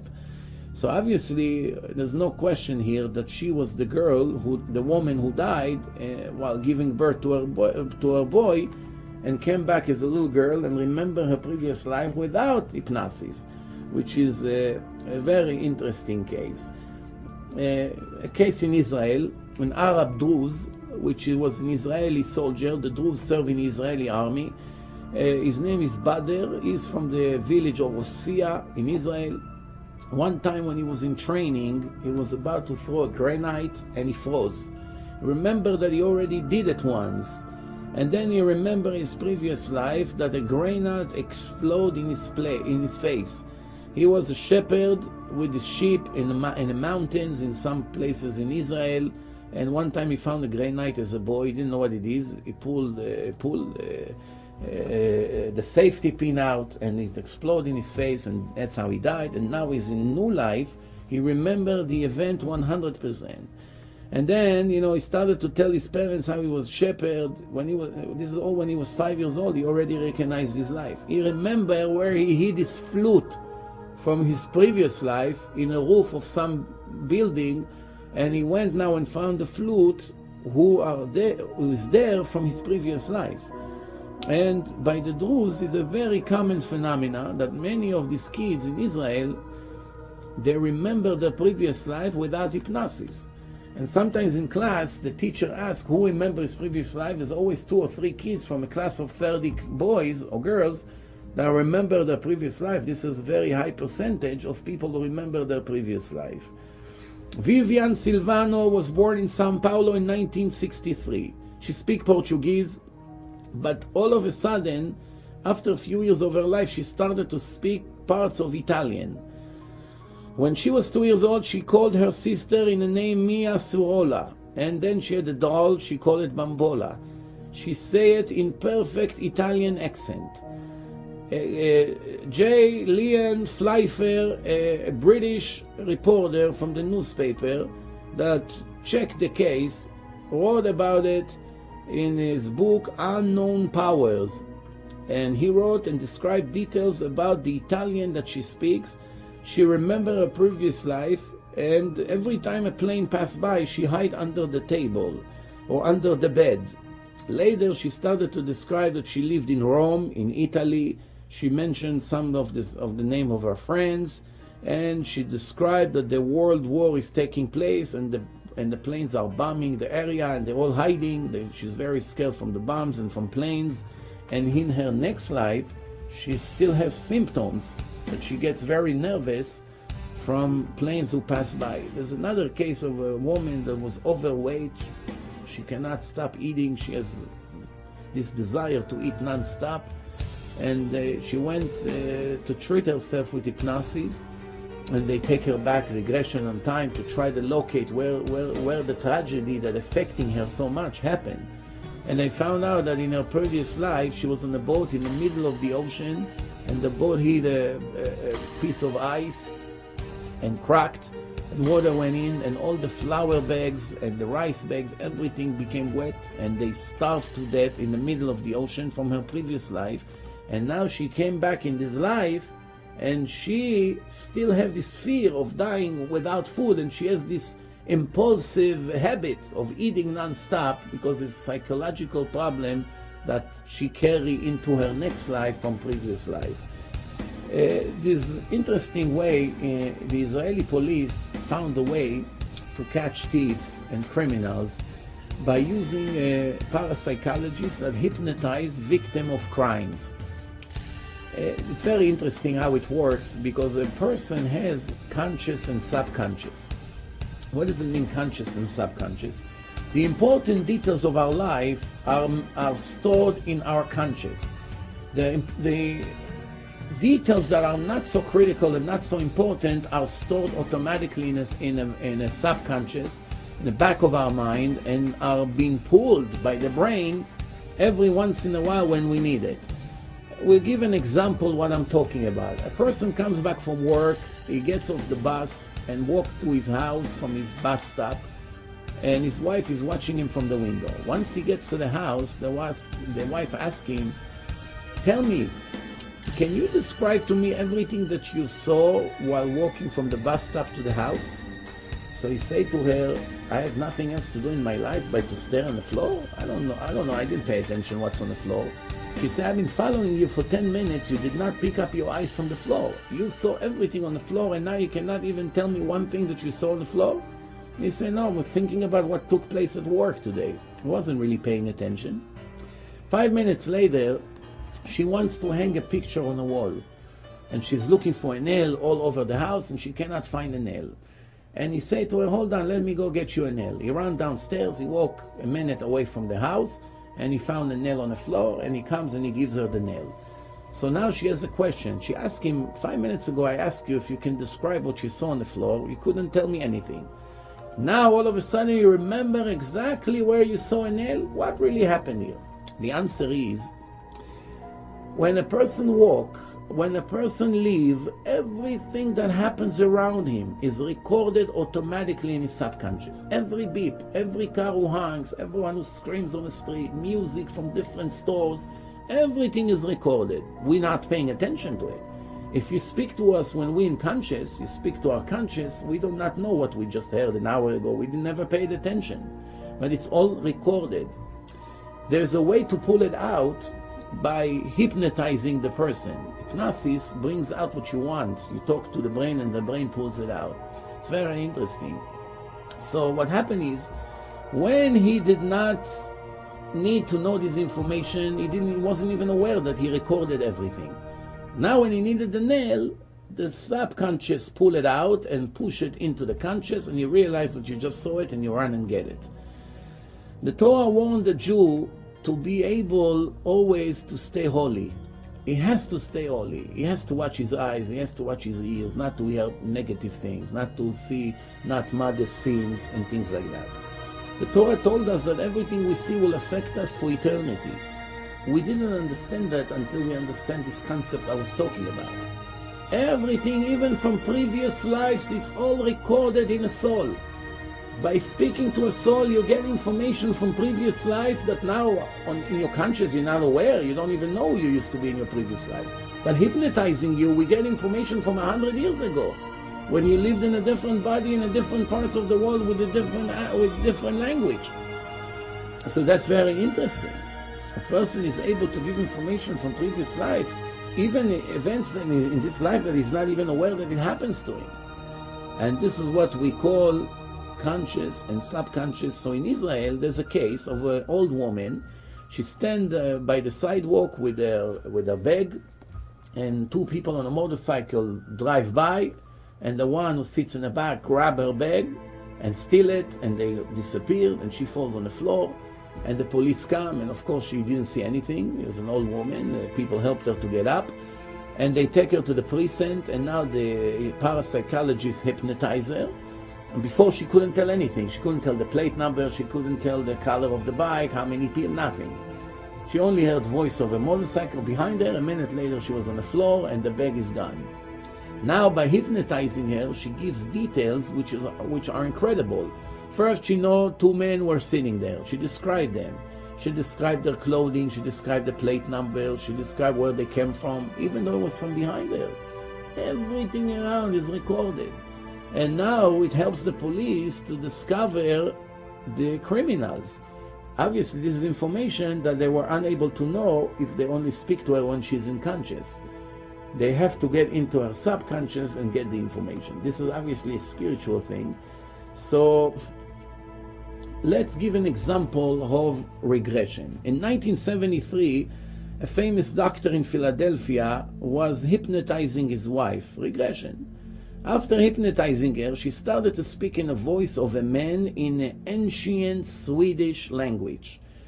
Very old language that nobody recognized. It's not what the Swedish people speak in this generation. After bringing experts who can identify the language, they translate that she described herself as a farmer that lived 300 years ago in a village in Sweden called Ensien.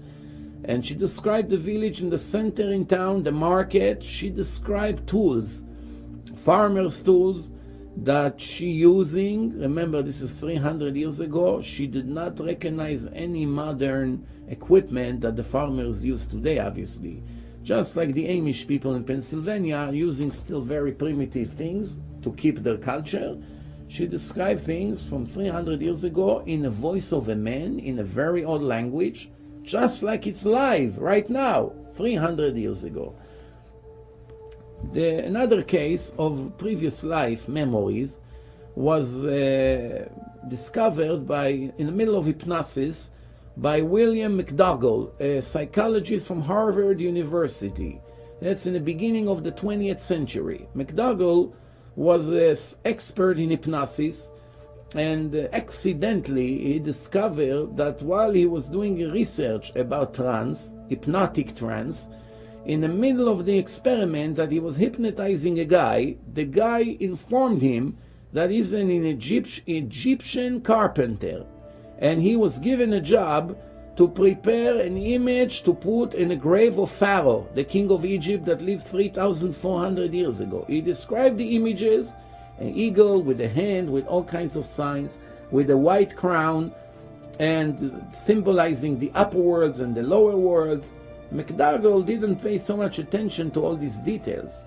But 9 months later, Sir Patry, a British archaeologist who worked with the Egyptian company in Egypt, of archaeologists, just found an image in digging in the ground in Egypt of an unknown king from the pharaohs who control Egypt, and it was exactly like the description of the guy that McDougall hypnotized 9 months earlier. So that was discovered eventually, and this is a very, very old object, and this is very interesting how a person describes something from his previous life. Maury Bernstein, from Colorado, hypnotizing people, that's his specialty, published in 1956 his sensational book.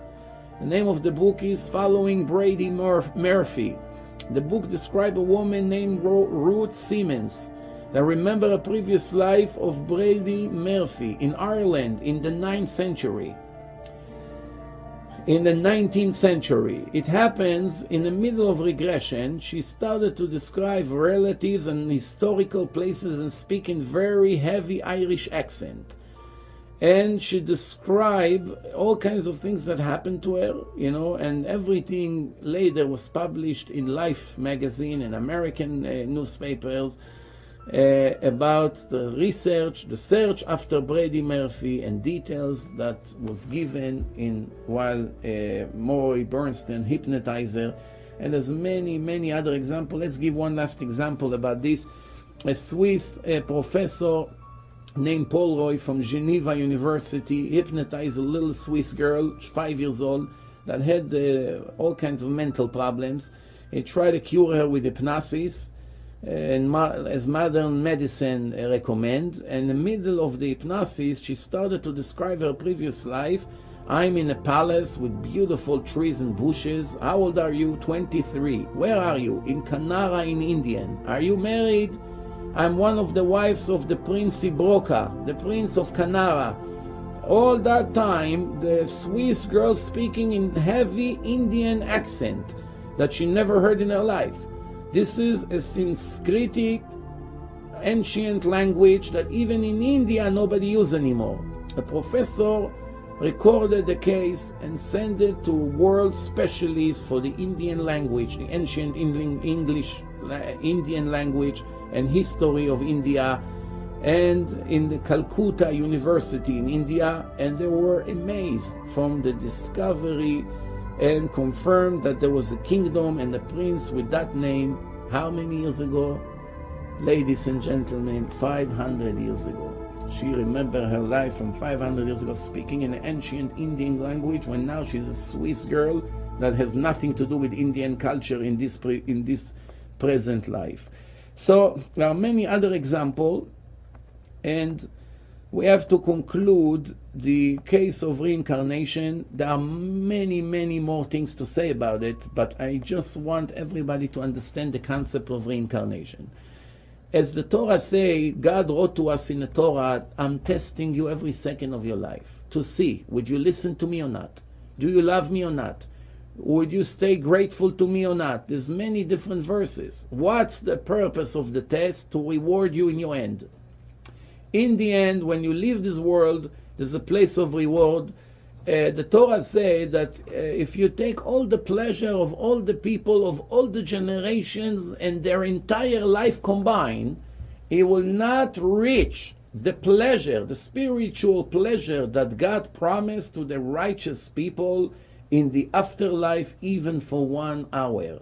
Which means 1 hour of the spiritual reward that the soul will receive in the afterlife once he goes to heaven, it's already greater than the entire pleasure of all people combined. Take money, women, fame, sport, vacations, everything combined, of all the billions of people who live here, their entire life, a huge pile of pleasure will not reach 1 hour of spiritual pleasure of the soul in the afterlife for one individual. There's nothing to even compare here. How many people are going to lose this reward? Unfortunately, most of the people in the world. Most of the people in the world are complete ignorance. They have no idea what the book of God is all about. They think it's beliefs, stories, the rabbis made it up. People like me and you invented it. It's an old culture, it's primitive, it doesn't apply to us anymore. All kinds of nonsense that I hear for many, many years, speaking to publics all over the world. I find that the biggest danger to the life of a person is ignorance. Once a person has ignorance in any field, medicine, computers, accounting, there's a price to pay. Ignorance has a very heavy price. But what can even come near being ignorant in the most important thing, the purpose of your life? If you have no idea what you live for, how are you going to be successful? If you don't know what your job is, you went to a factory and you're supposed to work and they never told you what your job is, can you be successful in your position when you don't know what you're supposed to do? Can you ask for direction to a destination that you don't know the address? How can you ask for direction if you don't know where you're going to? First, you have to identify where I'm aiming to go, where do I want to end my journey, and based on that, I know how to calculate the journey itself. The conclusion of all this so far is that a person that would live here in a spiritual darkness is taking a huge risk of losing everything.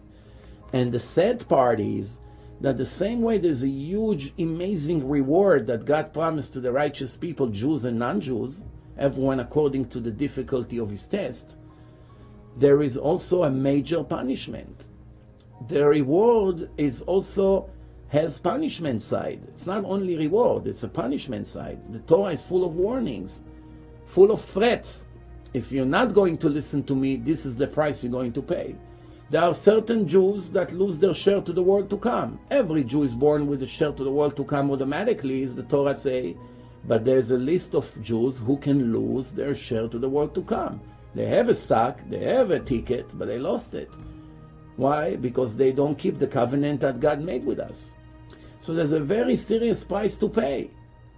It's a shame that so many people would ended up losing it just because they never read the book of God once in their life. Many people criticize the Torah or the Talmud, the Oral Torah, or the Kabbalah, or the book of the laws, and they never read it once in their life. They don't know what it is about. They don't know 1% from the Torah. They don't know one law from A to Z, how to understand that from the beginning to the end. How can you criticize some things you don't even have 1% knowledge about it? It's just like me going to criticize a brain specialist who recommended someone to do an operation. How can I criticize him when I don't know 1% about brain? He learned all his life about brain and he decided this is the right procedure and I can criticize him. I'm only going to make myself look like a fool. And the world is full of fools like these that are constantly criticizing, writing books against, using all kinds of things, doing all kinds of manipulations to confuse people not to follow the book of God, when in reality, in so many years that I deal with people, I don't remember once that someone was able to win the arguments. Every time the evidence was so clear and so powerful that nobody had what to answer, and everybody had to admit this is the book of God. So what's the conclusion? If this is the book of God, it's a huge risk to ignore it. And this lecture, the purpose of it is to wake up some people to understand life is not ending. It's not going to be dark and you become sand like some of you may think. Then there's a price to pay or to receive. Depends what you did here. In the morning ads that people put on the walls and on newspapers when a Jew died in Israel, they write, Halach le'olamo. In Hebrew means went to his world. What does it mean, went to his world? Went to the next world. What does it mean, to his world? Everyone received his own world based on what he did over here. You prepared your eternity here, your eternity would look very good. If you did not prepare, you only care about eating and driving to vacations and doing all kinds of things to make your body have physical pleasure and ignoring the rules of God, what do you expect to get? Just because you're not aware of it doesn't mean it doesn't exist. I would like to finish this film with another concept that calls spiritual photography. Most of the pictures we take, one individual takes a photo of another one and later develop the pictures and you see an image. However, the eyes and the ears of the human being works in a different frequency from the animals and different frequency from all kinds of technology such as video cameras, regular digital cameras, etc. It's very interesting that some of the things that we cannot see in space, our animals, pets like dogs and cats, they can see. Many times you can sit in a quiet house in a night, quiet night, you read a book or something, and all of a sudden your dog is jumping and crying and pushing himself towards the corner, and you see that he's afraid of something. He looks up and you don't see anything. He behaves very strange, and he sees something but you cannot see. Sometimes we take pictures of what we see, but when we develop the picture we find other things that we couldn't see, such as other people. How can we have now extra people in a picture when they were not there when we took the picture? The answer is this is not physical people, it's souls. As I said before, there are souls who live in space, what we call kafakela. And that's a major punishment to people who live this world with big sins. And sometimes by taking a picture, the lens of the camera detects things that we didn't see with our own eyes. I would like to show now pictures who were checked by laboratories. Now remember, most of these pictures were taken way before the software of Photoshop was even exist. So obviously nobody can put pictures in such a sophisticated way, but it was still checked to make sure there's no trick here. This is authentic pictures that people took. There are, pictures that one person takes, and all of a sudden you see all kinds of spirits, what we call ghosts.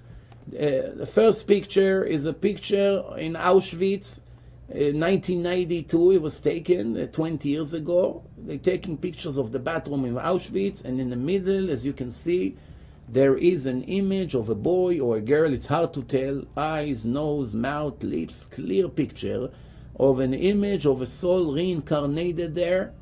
And obviously when they took the picture, they didn't see that, but the lens of the camera was able to take. Then here is another picture of a captain pilot that died few days before his friends took the picture, and when they developed the picture, they found a friend who participated in the picture, but he died few days ago. And he joined the picture, and now, obviously, without his physical body, only the spirit. And it's very interesting, when they developed the picture, they saw him. Here is a picture in 1995, November 1995, a building in United States was burned. Tony Horhill is a photographer who came to the place and took pictures, and when he developed the picture, he saw a girl in the flame, in the fire, which later was identified as a girl that in 1977, 18 years ago, she lit huge fire in some of the buildings in town and burned them, and then one day she disappeared. Apparently she burned in one of the fires she herself set, and later she is reincarnated in a house that is burning and was taking a picture by this photographer, Tony. It's very interesting. This is a usual family pictures, and all of a sudden when they've developed the picture, they see an image of a boy attached to a picture on the wall. The boy was not there when they took the picture, but later obviously the lens of the camera detects the soul of a person. This is a typical family from the 19th century. It was more than 100 years ago, in black and white, as you can see. In the siding of the building, they found a soul of their granddaughter, which was 6 years old when she died. She died 2 months before they took the picture. When the family came to take a picture, apparently nobody understands how. The girl is reincarnated in the siding of the house, and they recognize her 100%, as you can see on the siding of the wall. This is a picture of Tracy, who was born in June 13, 1975, Friday the 13th. She had a pneumonia and all kinds of sicknesses, and later she died. You know, this picture was taken in 1979, and right away before she died, right away next to her image, they found another person is standing behind her. This is an amazing thing, you know, because when they took the picture, nobody was there in the room. This is the first picture that was reported by a digital camera, was taken by the mother of this girl in May 5th, 2001. And when she took the picture of her daughter, she found in the background another woman. Half of her face is in a picture, the other half is missing, but somebody else was in a room when they took the picture. So who is the other person? Here is another person that somebody takes a picture of a girl, and a man is standing right there, a spirit of another man. The camera was able to detect it. So this is it. Now, one more examples of pictures who people took in cemeteries. Taking pictures of space in cemeteries and seeing all kinds of spiritual images in space. We don't know how to explain it, but obviously when people took the picture, none of these images were able to see it. The camera was able to see it, but we could not see it. Here is another picture of a girl is going to play, and then there's somebody else standing right next to her. And this is a very famous case. There was a movie with the actor Ted Danson. It's called 3 Men and a Baby. And while they were shooting, they filming the movie. Eventually, when the editor received all the shooting, he recognized that there's a boy standing there in another room behind the curtain, and he was furious. What's going on? It wasn't a part of the play. It's not supposed to be in a movie.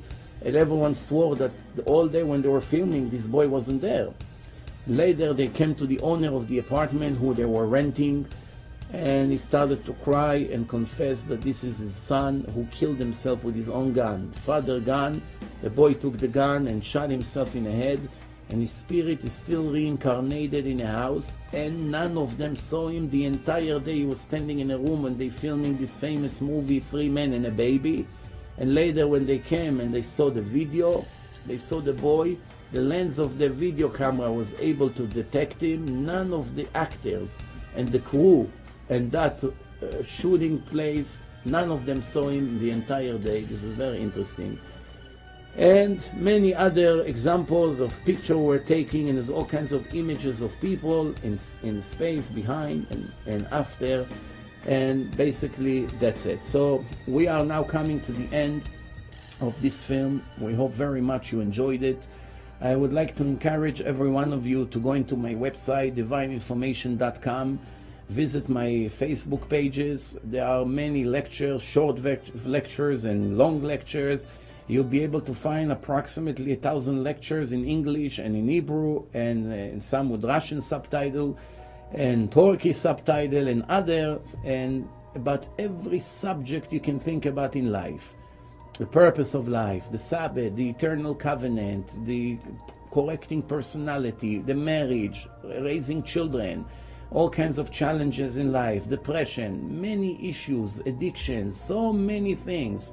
I can tell you from experience of 17 years dealing with thousands of people every year, that I have thousands of emails and reports from many people who those lectures changed their entire life completely.